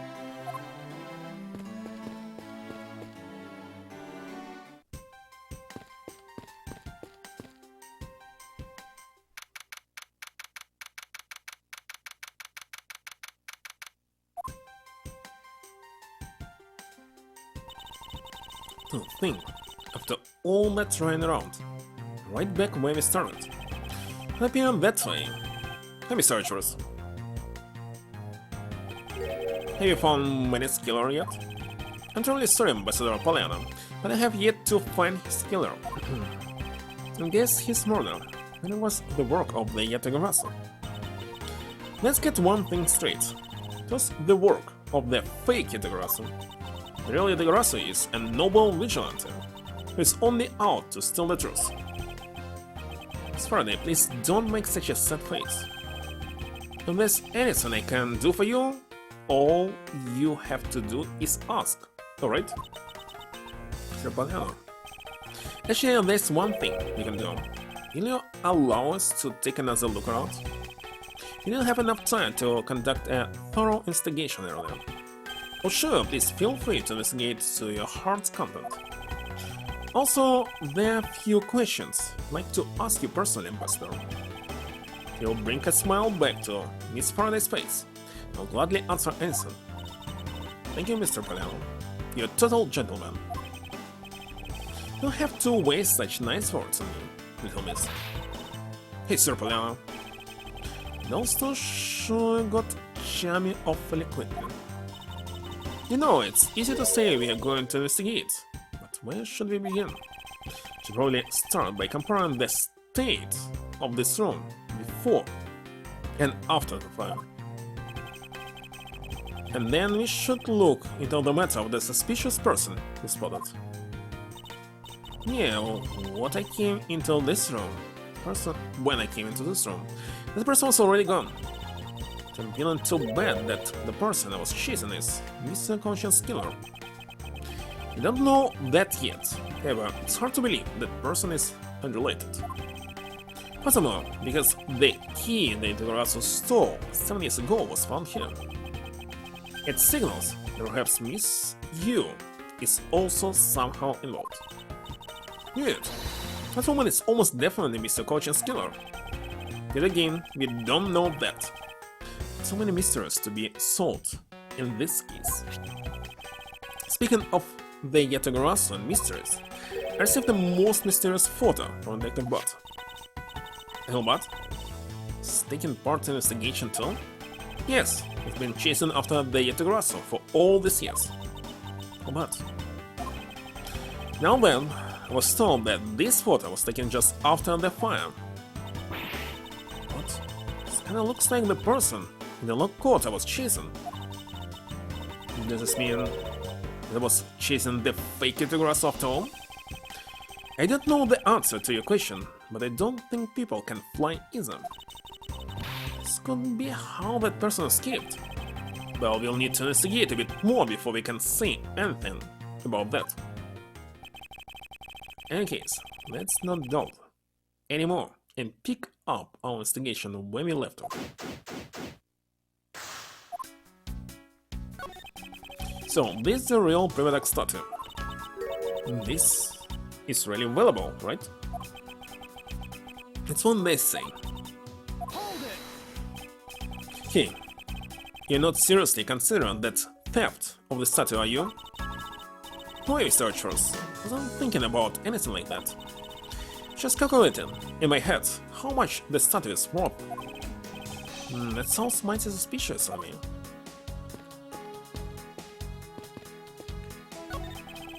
Fireplace, huh? So Bubbles' offices have them too. Two? There's a fireplace and relatively the same location in the Alabastan office.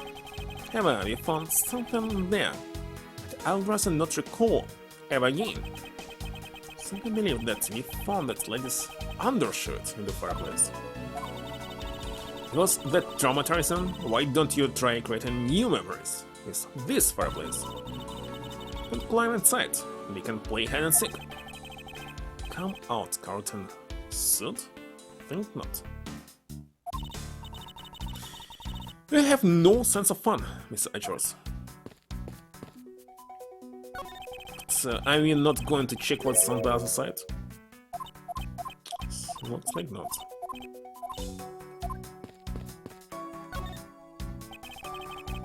It appears that this area was heavily damaged by the fire. Yes, we should hurry up and get started examining everything. Really? I see the ink here. There's a bottle of Bubbly's ink on Mr. Cochin's desk. Looks like there's still a lot of ink left inside. Still it's unbroken, so the fire probably couldn't get into the bottle to burn up the ink. Burn up? Simmer in it? Hey, Mr. Palena, looks like your precious Bubbly's ink is alright after all. What? That's odd. Ambassador, what do you mean by that? Well, it's just that there's something strange about the ink. You mind elaborating on that statement for me, please?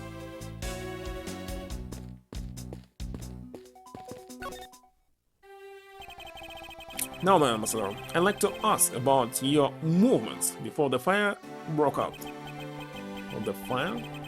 Which fire are you talking about? Which one? There's more than one tonight? Oh, I see, I guess you didn't hear about it. Had 2 fires here at the Bubbly's embassy tonight. That's why there was different time, I see. What a bother all of that was. But the only 5 we know about is the one after the Gemmy Ninja show. Well, the first occurred at the start of the Gemmy Ninja show. Luckily, only the 4th and 5th floors of our embassy caught on fire. Not wanting to cause a panic among the theatergoers, we decided to keep it internal. The fire of the Gemini's Ninja show, the second one of the night? Exactly. So the fire business was the second one. I'm gonna think of it. Didn't that bet make reference to the first fire? When was this photo taken? Apparently right after the fires.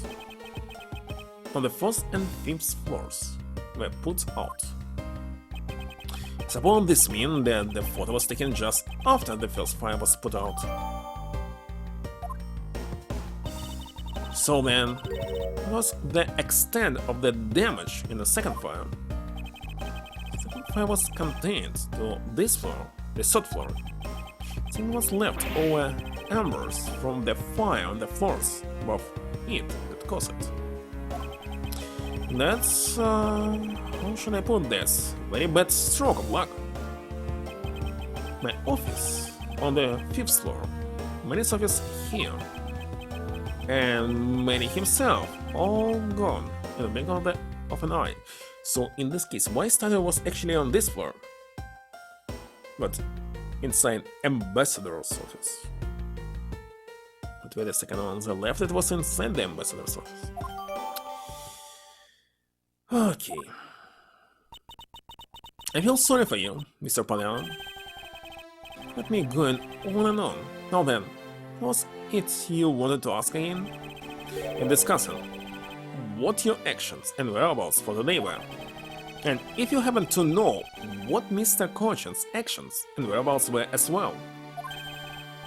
Very well, let's see. Been quite busy all day from morning until now. First I woke up and then I brushed my teeth. After that I had a roll for breakfast. Fascinating. How about if you just skip to the relevant parts for me? Like a condensed version? Alright, I can do that for you. I wonder if you might tell me what you notice about Mr. Cochin's bottle of ink. Just sort of it right now, but on the second fire, Manny was worried about his office, so he came rushing back to it. I called out to him, and when I received no reply, I used my spare key to open the door. But when I did, I was greeted by roaring green flames. Flames were so big, I wasn't able to see into the room at all. Why was green? What was the cause? The lantern, of course. Well, with crystal oil, bronze green, and it's lit, as you can see by this lantern. And the Bubbly's ink is made from the same oil, which means it also burns green. You know, I too had thought it was Manny's ink that had caught on fire, so that's why I was surprised to find out there was still a bottle of ink left on his desk. Case of the perplexing green flames. Talk about a mystery. What exactly was it that caught on fire in here? Smuggling ink? Now then, if you could tell me what you and Mr. Cochin did this afternoon? Well, Manny and I went down together to the Theatrum Neutralis? Neutralis? What? Had to be there for the start of the Steel Samurai stage show. When the show started, I went back to my office on the 5th floor alone. So they were together till the start of the Still Samurai show. A little while later, after I had straightened myself up a bit, I went to the theater, because I was to take part in the photo op on stage at the end of the show. There was a commemorative photo op at the end. It was a fantastic photo of the three of us, Ambassador Alba, the Still Samurai, and myself. After the photo shoot, I went back to my office on the 5th floor to prepare for my handshake photo op with the Gemini Ninja.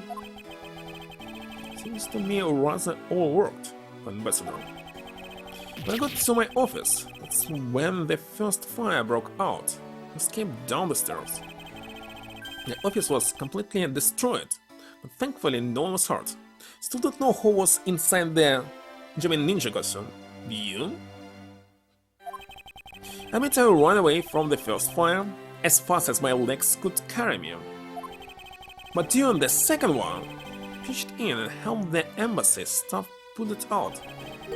So you didn't see Mr. Cochin again after the start of the Still Samurai show? Yes, that's right. The next time I saw him, he was lying there, in eternal sleep. I see. Ambassador Poliana, thank you very much for your help. So you couldn't be of more assistance, Mr. Edgeworth. If there's anything else, please don't hesitate to ask, alright?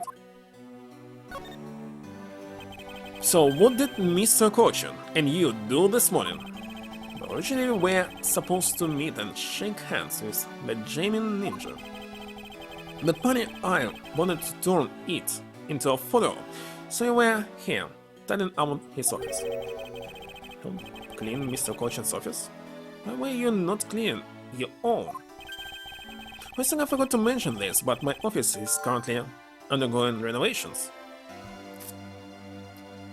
Damn it.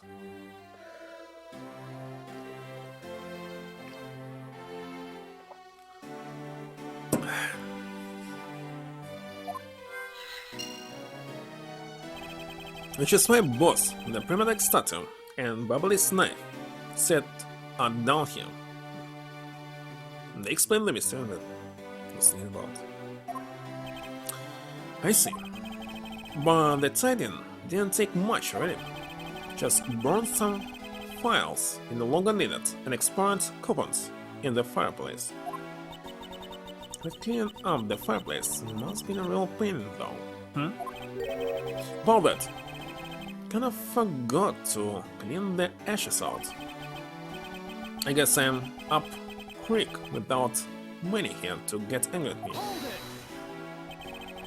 The ambassador like yourself has been on the receiving end of a secretary's anger. Oh, he was very good at being very mad.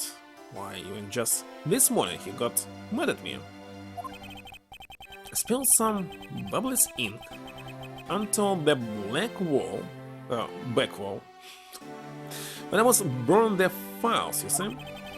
And he got mad at me, saying that I should treat the ink with more respect. All orders go up the chain of command around here. That's about it for what he did this morning. Just some cleaning. And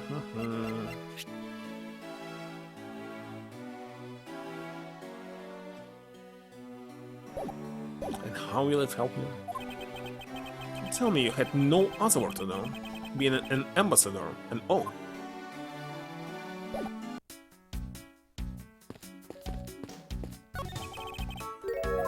Nothing new.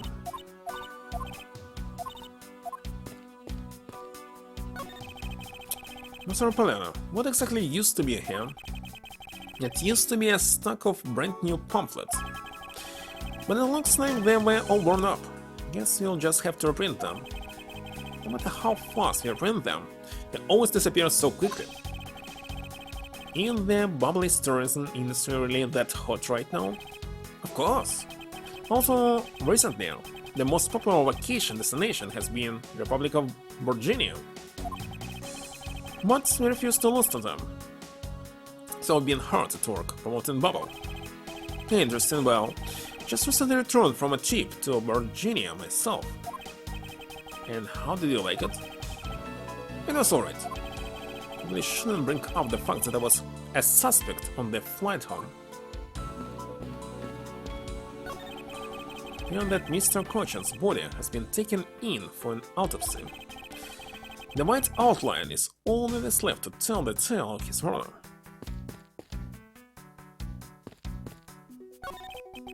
Grandfather clock. This one resembles the one in Alabaster. Now, this clock has been with us since back when we were still Cadopia. This one big clock. Hey, does this one have a bird that pops up like a cuckoo clock? Say but no. I'm sure you love its Chim? Whatever. Ready? It's going to be 11 soon, so maybe I'll get to hear it then. That time already? That sure flies by when I'm involved in an investigation.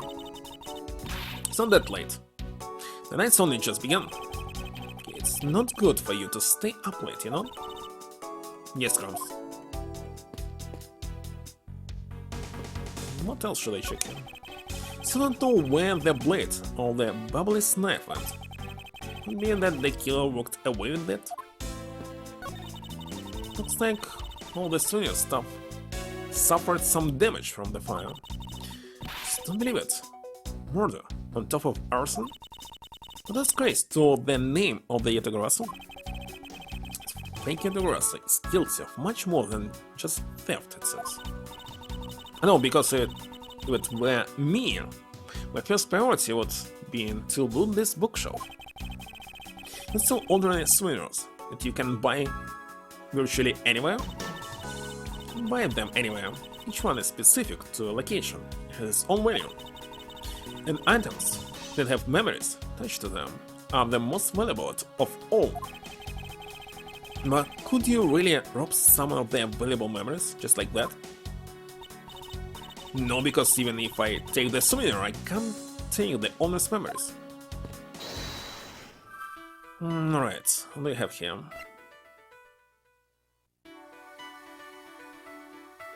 I cannot connect this, I think.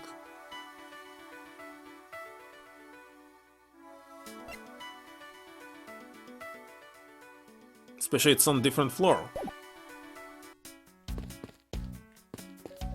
Well, I can try to connect them. The safe wasn't open at the time of the fire. It's all because the inside wasn't burnt, right? Yes, and thanks to the safe's fire resistance, the smuggling evidence was preserved. Seems great. They always hold the wonderful promise of treasures within. Well, this one certainly did have a few inside.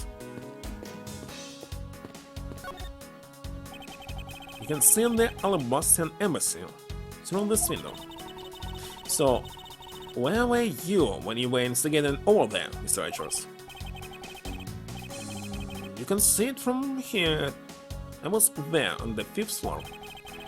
When the second was killed. What? Don't mean there was the second? Okay. As a fellow second-generation thief, I can just turn a blind eye onto this. Even though the second was merely an imposter of the original.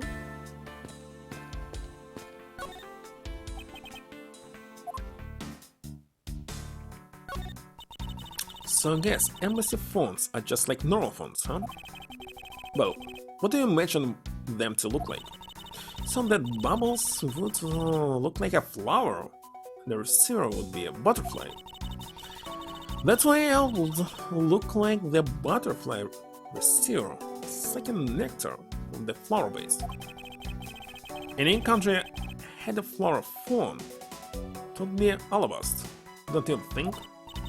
Oh, then maybe the phone I envisioned would be from when they were Cadopia? There's really no point in asking me about something that never existed in the first place.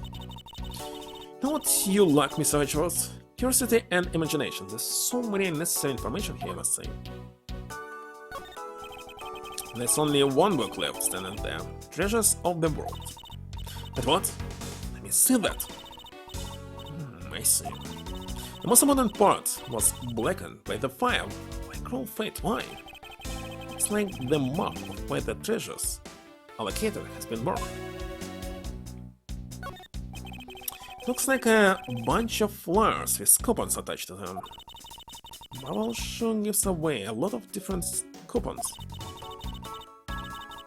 Maybe I should create one of my own. I'd call it the Great Thief Coupon. And what kind of discount would that net you? The 5-finger kinds. What else? Still an extra thing or two for the wearer. Such as the truth. What else would I steal? I wouldn't give to have a mountain of your coupons right about now.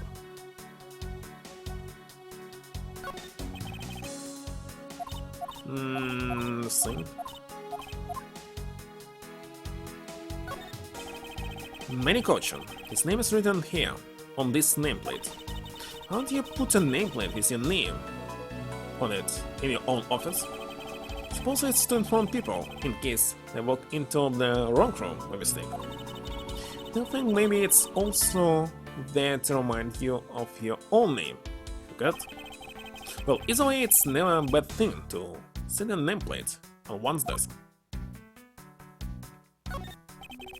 Looks like a very comfortable chair, but it doesn't look all that broken, so why don't you try sitting on it? No, better not. It's very important that we preserve the crime scene at all times. Wait, but you're always touching all sorts of things at crime scenes. It's because I am a prosecutor. It's a part of my job to examine things. And my job is to be a great thief. Which is exactly why you're not allowed to touch anything.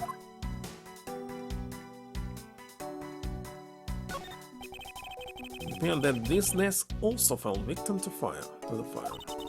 It doesn't look too damaged. I think we can rifle through this drawer a bit.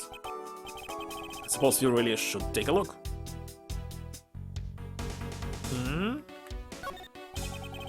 It's rather an unusual shape for a notepad. Well, this hot, isn't it? But of course. I suppose this must be another souvenir from somewhere. Let's deduce it.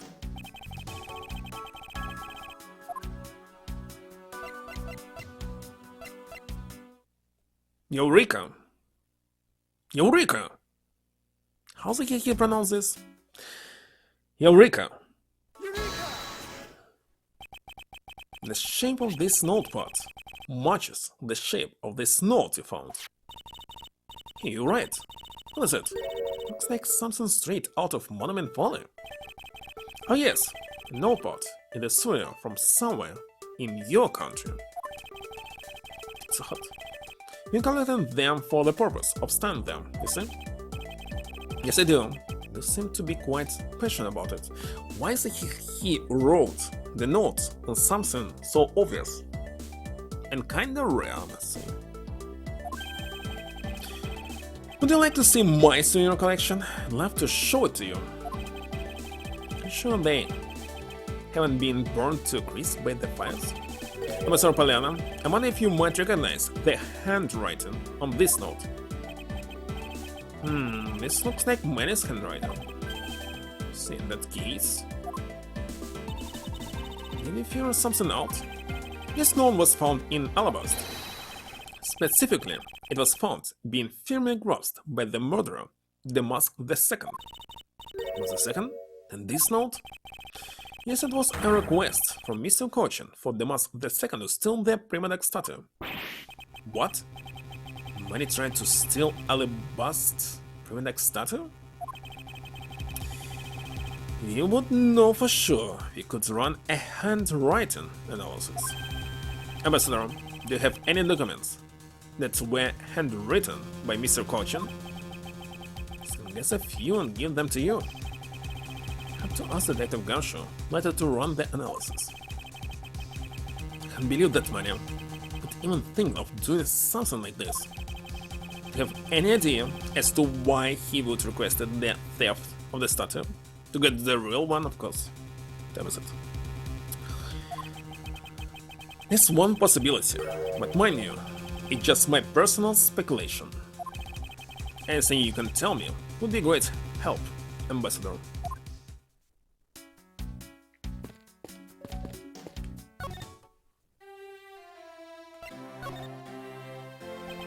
I believe that you said you might have an idea as to why Mr. Cochin hid the mask the second.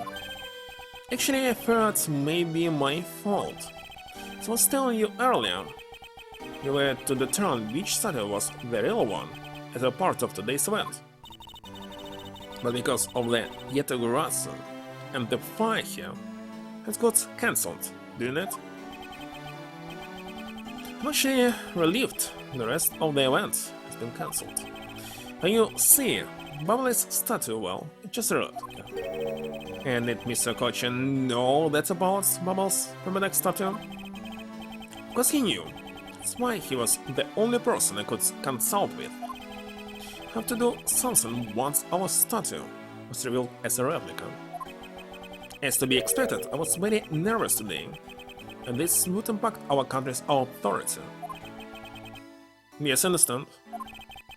Well, when I told Monia my concerns, he said, let me handle it.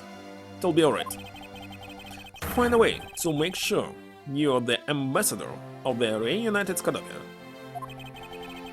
At the time I thought he was just trying to cheer me up, but when I saw that note I realized he was serious. Sukochan conducted a lot of business behind your back. I assume he did all that to ensure that you're the next Scadoppian ambassador. So why was he trying so hard? I wonder. He was so much better at getting things done than I ever was or will be. I don't know the answer to why he was trying so hard yet, but I suspect he had an ulterior motive, so mind beyond just simple kindness. Here you are, Mr. Edgeworth. Little gumption, have you collected the information that I requested? Yep, got it. All right here, sir. Here you go, Key. Feel free to take a look. It's for you, after all. What is all this coming? It's all the information on this room I got from the embassy and Interpol people. Now we know exactly how this room was before and after the fire. Good work, detective. What's happened, sir? I'm an expert at getting people to talk. You remind me so much of my father and Uncle Bert. What do you mean? As prosecutor and detective, your dynamic is just like theirs back in the day. Well, don't you worry. I'm going to find my own wonderful partner someday. And when I do, I'm going to become a good Yetagurasu, just like my father, right? So don't ask me questions to which I have no answer to, okay? And I can say that it's truly a wonderful thing to find a partner you can trust. You bet. So, what now, Mr. Edgeworth? I'd like to ask you for a favor. Yes? That gadget, Mr. Thief, is it? That thing you call your secret weapon. I mean, little thing. You're coming to rely on it, aren't you? Finally. I don't need a crutch like that. Only asking because I need it for the investigation. All the information that Gamshu gathered, and the ambassador's testimony. I'd like you to please recreate this room as it was during the 3rd floor fire. You got it? Alright, here you go. Dark skies of evening, when no other bird dares take wing, while alone remains all seen. Now witness the true power of real, modern-day Robin Hood.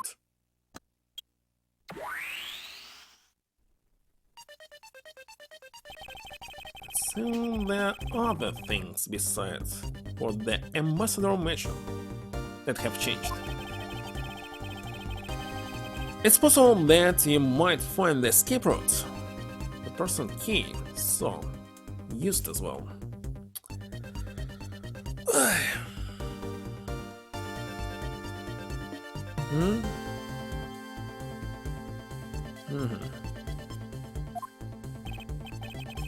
What is this? Some sort of light show that was not told about? Also, it's actually green. Maybe the green light he saw was actually on this device? And the power of a true vigilante. It's recreating the room with the info I inputted. Really? So really one interesting device you have there, Miss Faraday. It's about time we return to our investigation.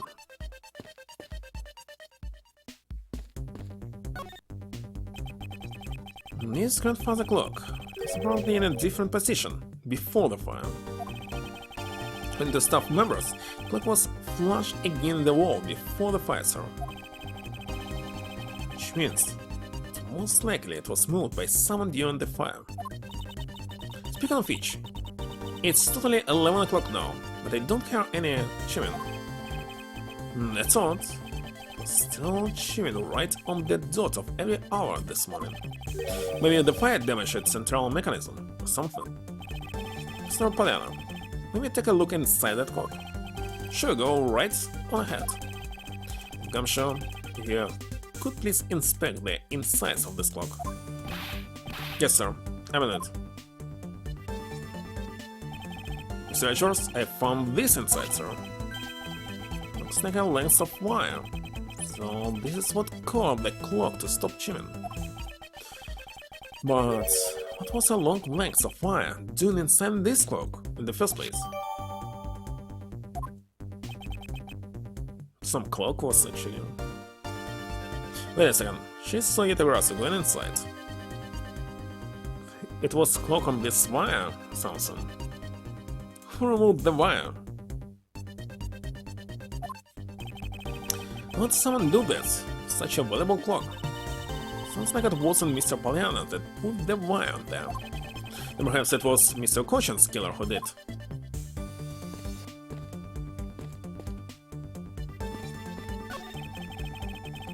The short remains of a fallen ceiling fan. I've seen a few of these before. Spin around and around, play music. If you're thinking of a musical mobile for babies, it's called musical mobile? Why so? Yeah, that's it. And nothing like. It's totally like. They spin those babies right around, like a record. I see, I guess I can see how you might think that. So, Bubble's really into pushing the tourist industry, huh? Yes, it would appear on that way. I'd really love to take a trip. Hey, why don't we take one after this kiss? You already have a destination in mind? Well, today I'd like to go someplace where I can continue my thief training. If you want to learn the fine art of stealth, perhaps you should visit the studio where they make the Jamming Ninja TV show. That's actually really a great idea, Mr. Edgeworth. I believe she took me seriously. Fireplace, huh? Wait a second, it's the same. I wanted to check the flag.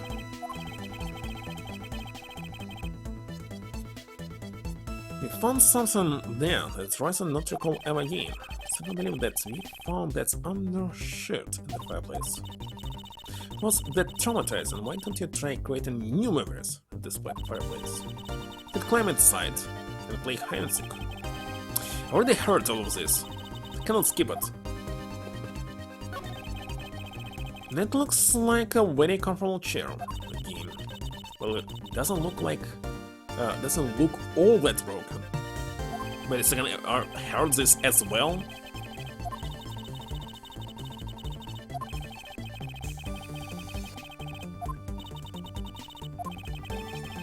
Why it's a skill text? Because I see it in different position. And this I believe I heard.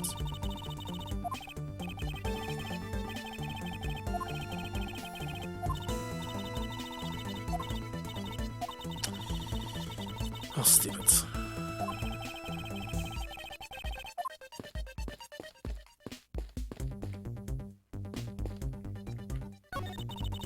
Looks like one of the bubbly snaps was already missing before the fire began.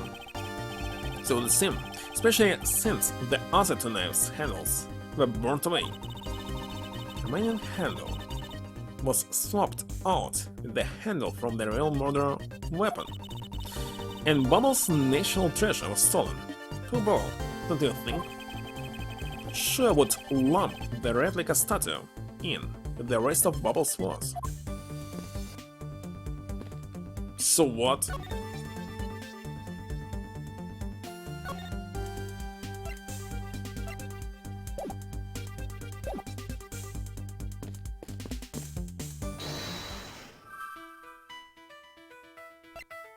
Still nothing to connect.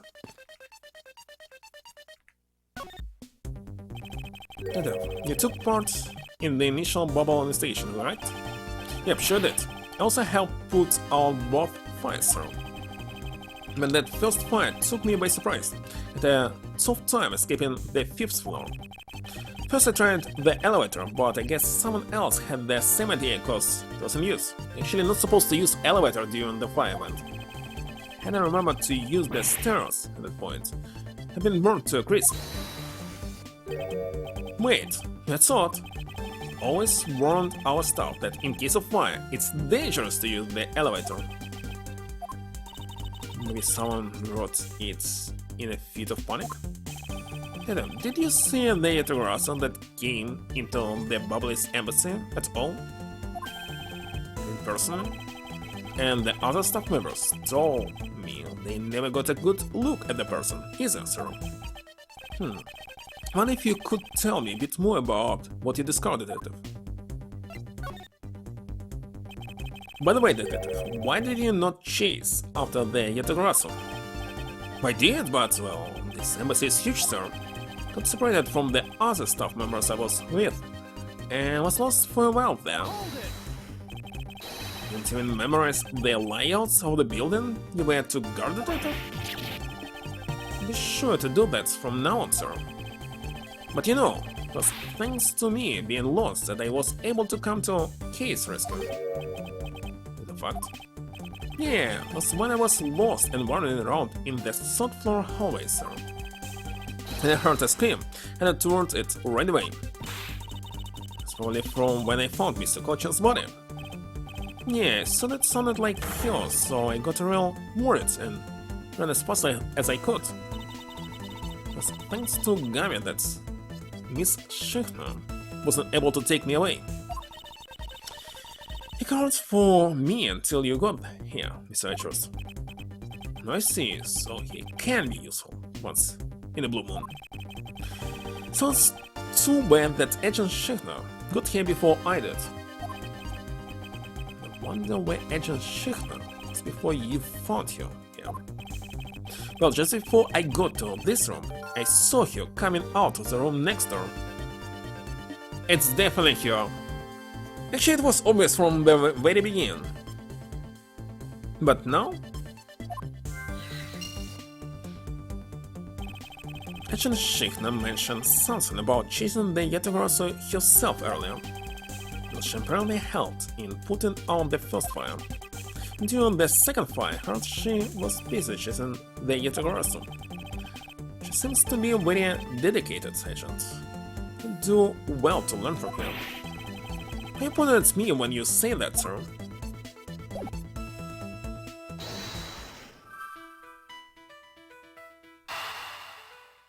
Let's connect it. It's too early. It's too early, goddammit. Definitely she used it.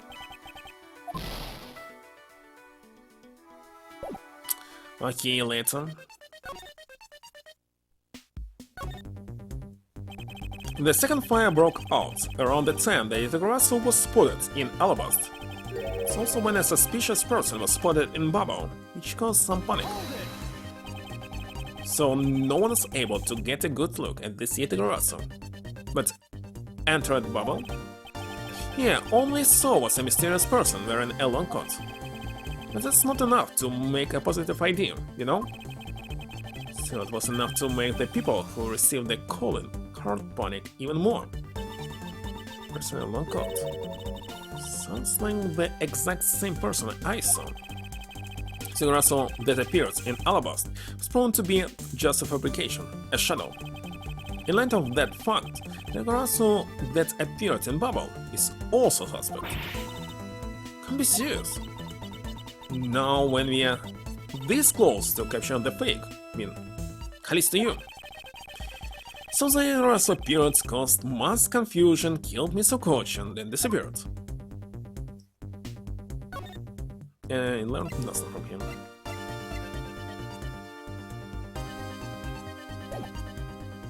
What should I do right now?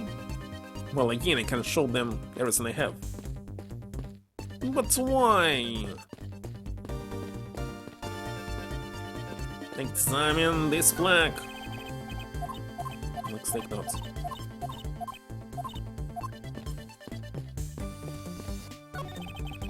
There must have been the alleged green flames Ambassador Poliana saw. Flames like this, it's no wonder he couldn't get in. Hey, by the time you came into this room, had the fire already been put out? Yeah, the fire had died out or something by that time.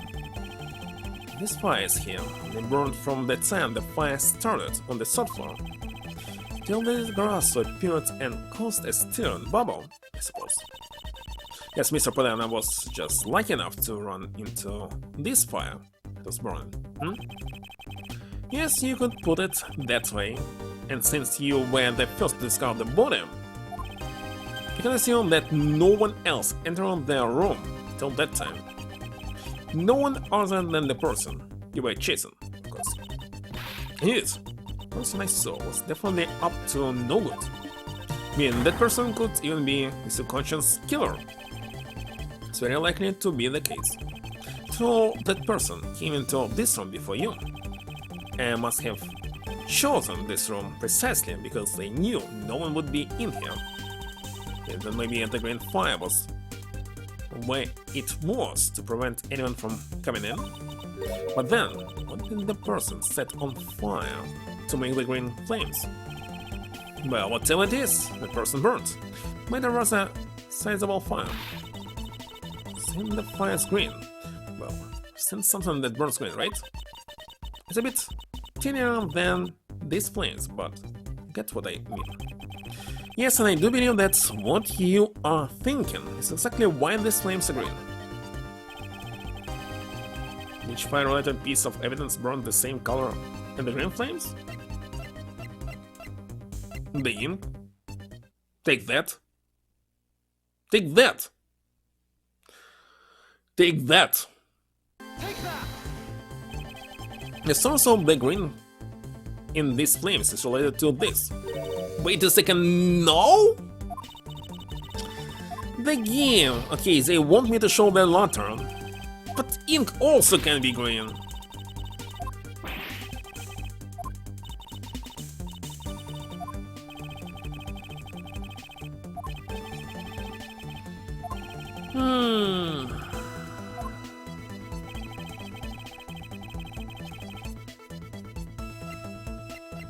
Alright.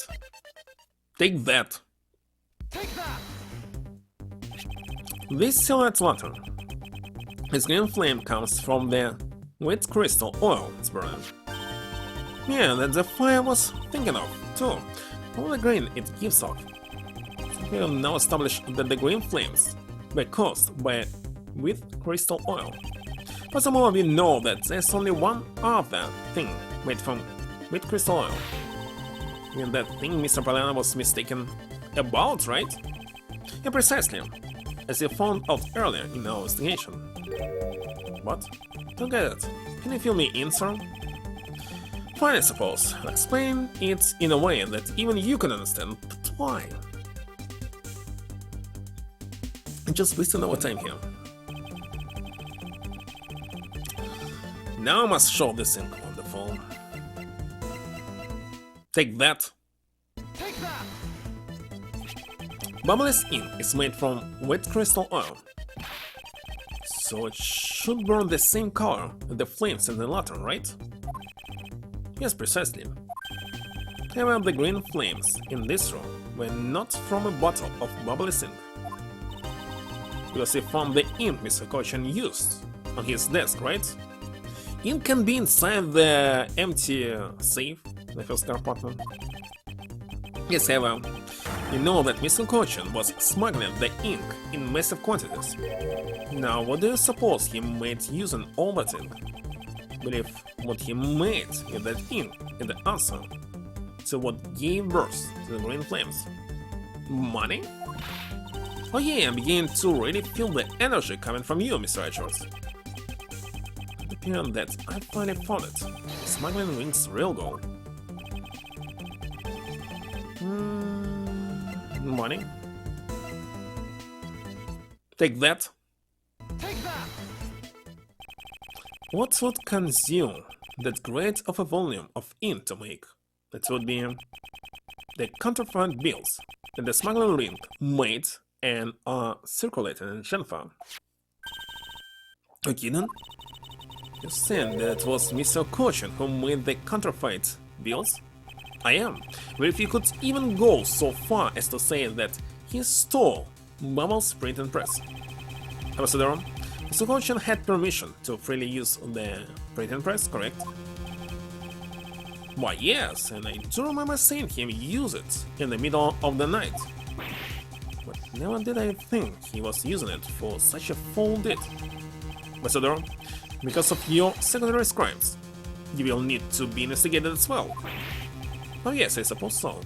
Caused a bit of trouble for a few countries, haven't you? It's my duty to search out all who shielded Mr. Cochin and concealed his crime. For they are the ones who stormed the fire in order to destroy the evidence.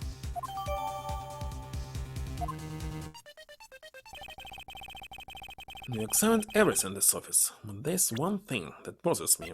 What happened to money? Okay. Perhaps I should ask Ambassador Poliani about it. Mr. Poliani, there's something I'd like to ask you about. Yes. About this office, it appears to me to be very similar to Ambassador Alba's office. For example, the location of the fireplace and the position of the grandfather clock. That's right. Also paid a visit to the Alabastian side of the embassy. Our two embassies actually used to be one. Yes, I know, even the pamphlet mentioned that. Just why the building is bilaterally symmetrical. Bilaterally. No one can connect it with fireplace. So no matter which room, the location of the fireplace and the like are exactly the same. Even where the art is located is the same. As my room is currently under renovation, work hard to make Manny's room look like the ambassador's office. I mean, for your handshake photo of with the German ninja. Yes, that's right. I mean, it's a photo like that worse if it's not taken in the ambassador's office, right? Another odd expression of Bubble's obsessively competitive spirit with Alabast. Take that? Thank you, Ambassador. That piece of information is all I needed to connect the dots. Connect what dots? Well, anyway, I'm glad I was able to be of some help. Let's connect.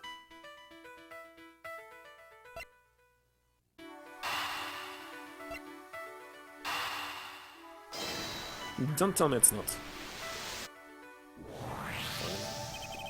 The Alabastan and bubbly sides of the building are symmetrical to each other. As you know that to be a fact, then this room's fireplace may also hide a secret passageway. Secret passageway? In Alabas, the fireplace turned out to have a revolving back wall. A wall? It's like something out of Ninja House. Oh, there was a trick like that built into the fireplace, sir? What? This embassy holds that kind of secret? There seems to be a lot about this room that you don't know about, Ambassador. time to pay the bill for letting money to do so much work for me. Please, I really want to know about the real money. What do you know about this room? What are you waiting for, Mr. Edgeworth? Let's get to the bottom of this. Agreed. My first thought is that it's likely the killer used the revolving fireplace.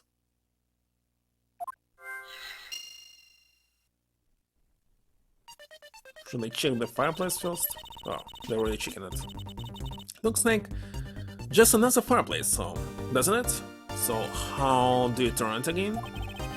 In Alabas, I had to push where the cross was on the far wall of the fireplace. See a cross back there. So let's see what happens when I push it. Scared me, sir. There's something about this fireplace that lies in contradiction for the facts. What if on an X? Well, you saw that B1, right? You did, but that's not what I was referring to. Something is missing from the scene. What does this contradiction mean for us? What the heck is missing? All I see inside this fireplace is starter wood. That's odd. Because somebody already used it, of course. It doesn't match up with what Mr. Palena said earlier. The meaning of this contradiction.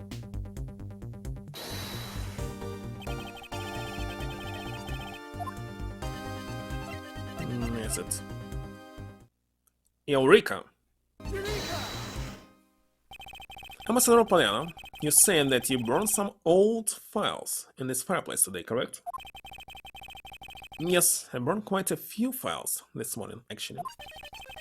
And after you did, you forgot to clean out the ashes from the fireplace, correct?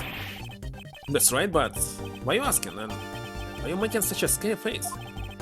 I'm sorry to admit, I'm a bit intimidating when I'm serious. In any case, take a good look at this fireplace and tell me what you find odd about it. Let's see. Where did all the ashes go?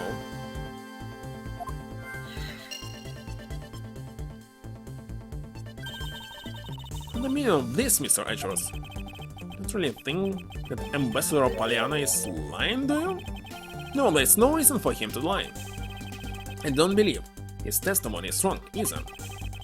It is the fireplace that's causing the contradiction. Okay, I wonder if you might update the fireplace data for me. Did it? Add it in the ashes from the burned files and... Sounds like we've pretty much figured everything out now, It was nothing? It was for where our leads led us? I sense it's coming on. You're about to dazzle us again, right? It's almost 3 hours. I mean that? That's what Mr. Edgeworth is known for, you know? There's really no need for you two to dance around the name of what I'm about to do.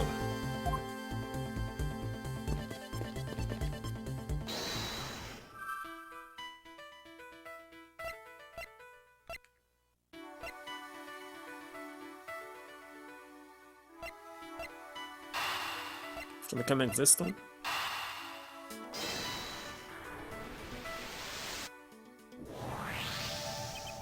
The reason as to why the ashes are missing is simple. It's because someone cleaned them up, right? No, because even if someone did sweep them up, the fireplace is too clean for that. So Poliana said that he spilled some bubbleless ink while he was burning the files.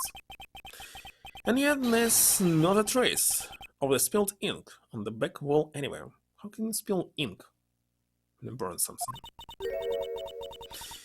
Well then, I don't know what happened. Well, I'll tell you what happened. The two sides were switched. By using the revolving fireplace wall, the ashes were moved into the neighboring room, which means that this is a clear indication the fireplace was used. You mean the person was chasing? Disappeared from this room through there? Yes, I believe the person you were in pursuit of is Mr. Cochin's killer. and after committing the murder, escaped through the fireplace. Mr. Edgeworth, figured out the killer's escape route. I have, but this is only the beginning. Now we have to chase the killer down. Why do you still have these innovations?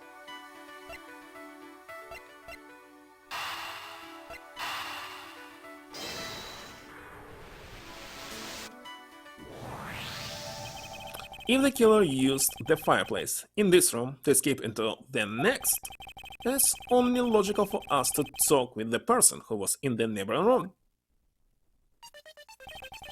Well, the person that was in the next room was that person's room. Yes, detective. Agent Schickner.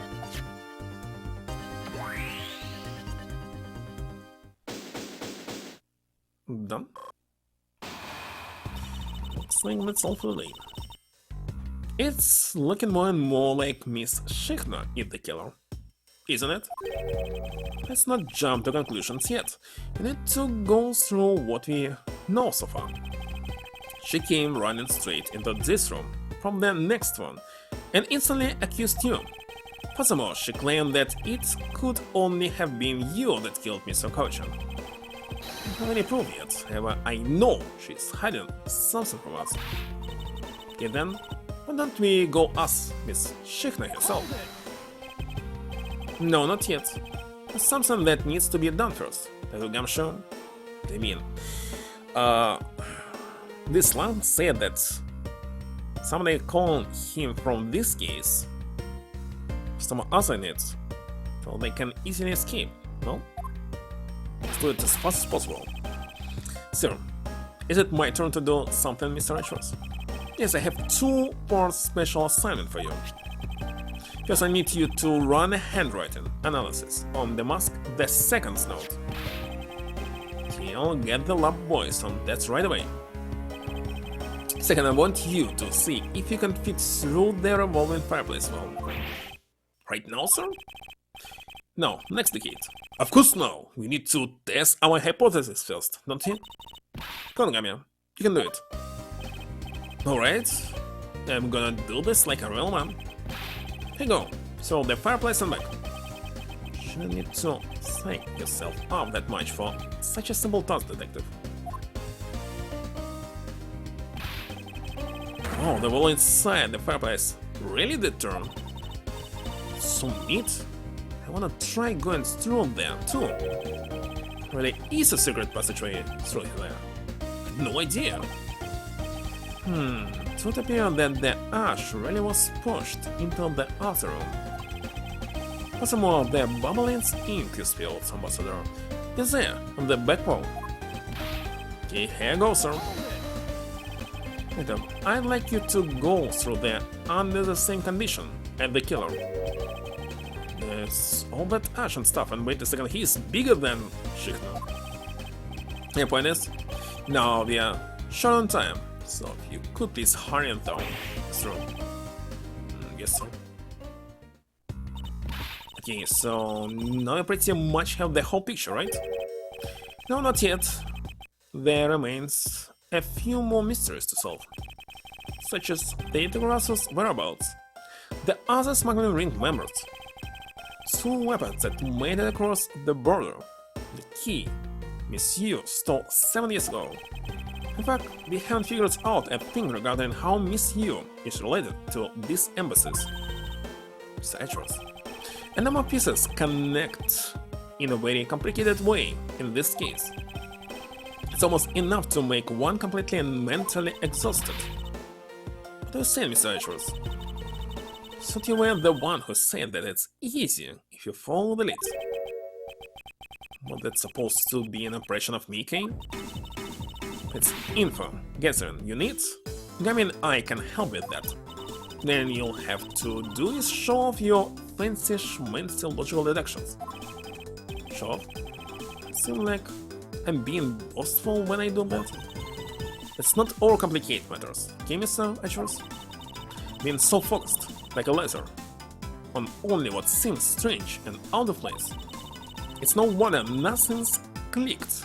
We haven't unlocked anything yet. But if we think things through calmly, the answer should come to us. Okay.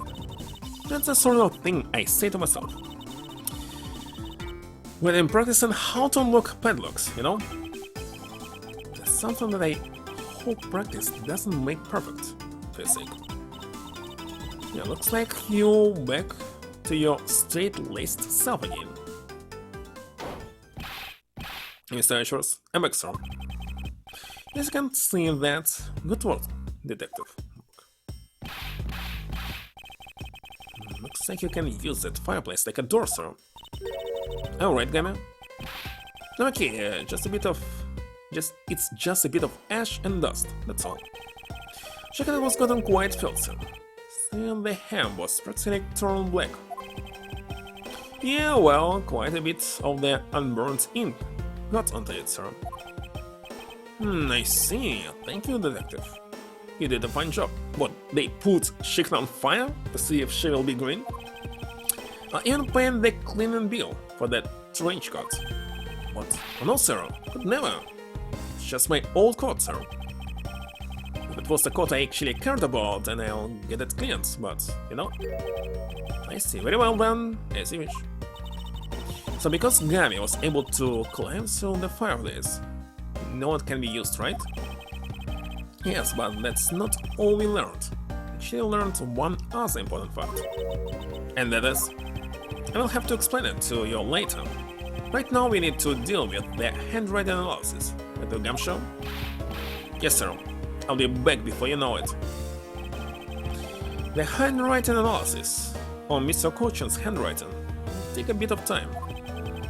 Let us go and wait in the Theatrum Neutralis, along with Agent Long and Agent Shikna. That I was waiting. The save point.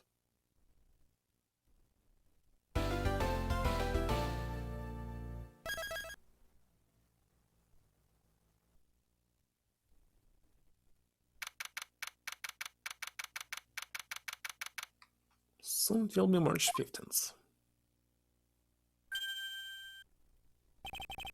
Agent Lan. Lancy says, little cops never do they know the real fury of the Elder Wolves.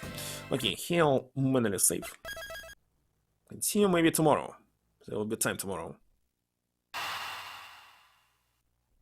I not always have some time. God damn it. Something like this is not good for the back. Must always sit straight. Like this. Not like that. Let's see.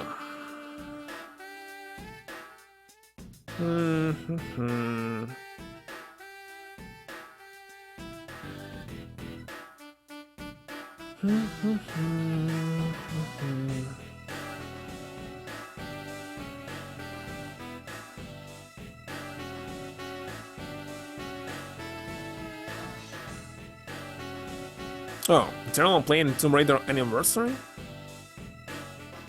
Can I read here from this application? I'm really tired of constantly using my phone for this. Now where's the right button? Or here. Everything's so small.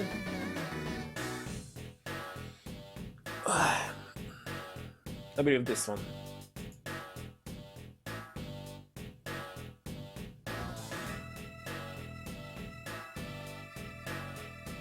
Start rate.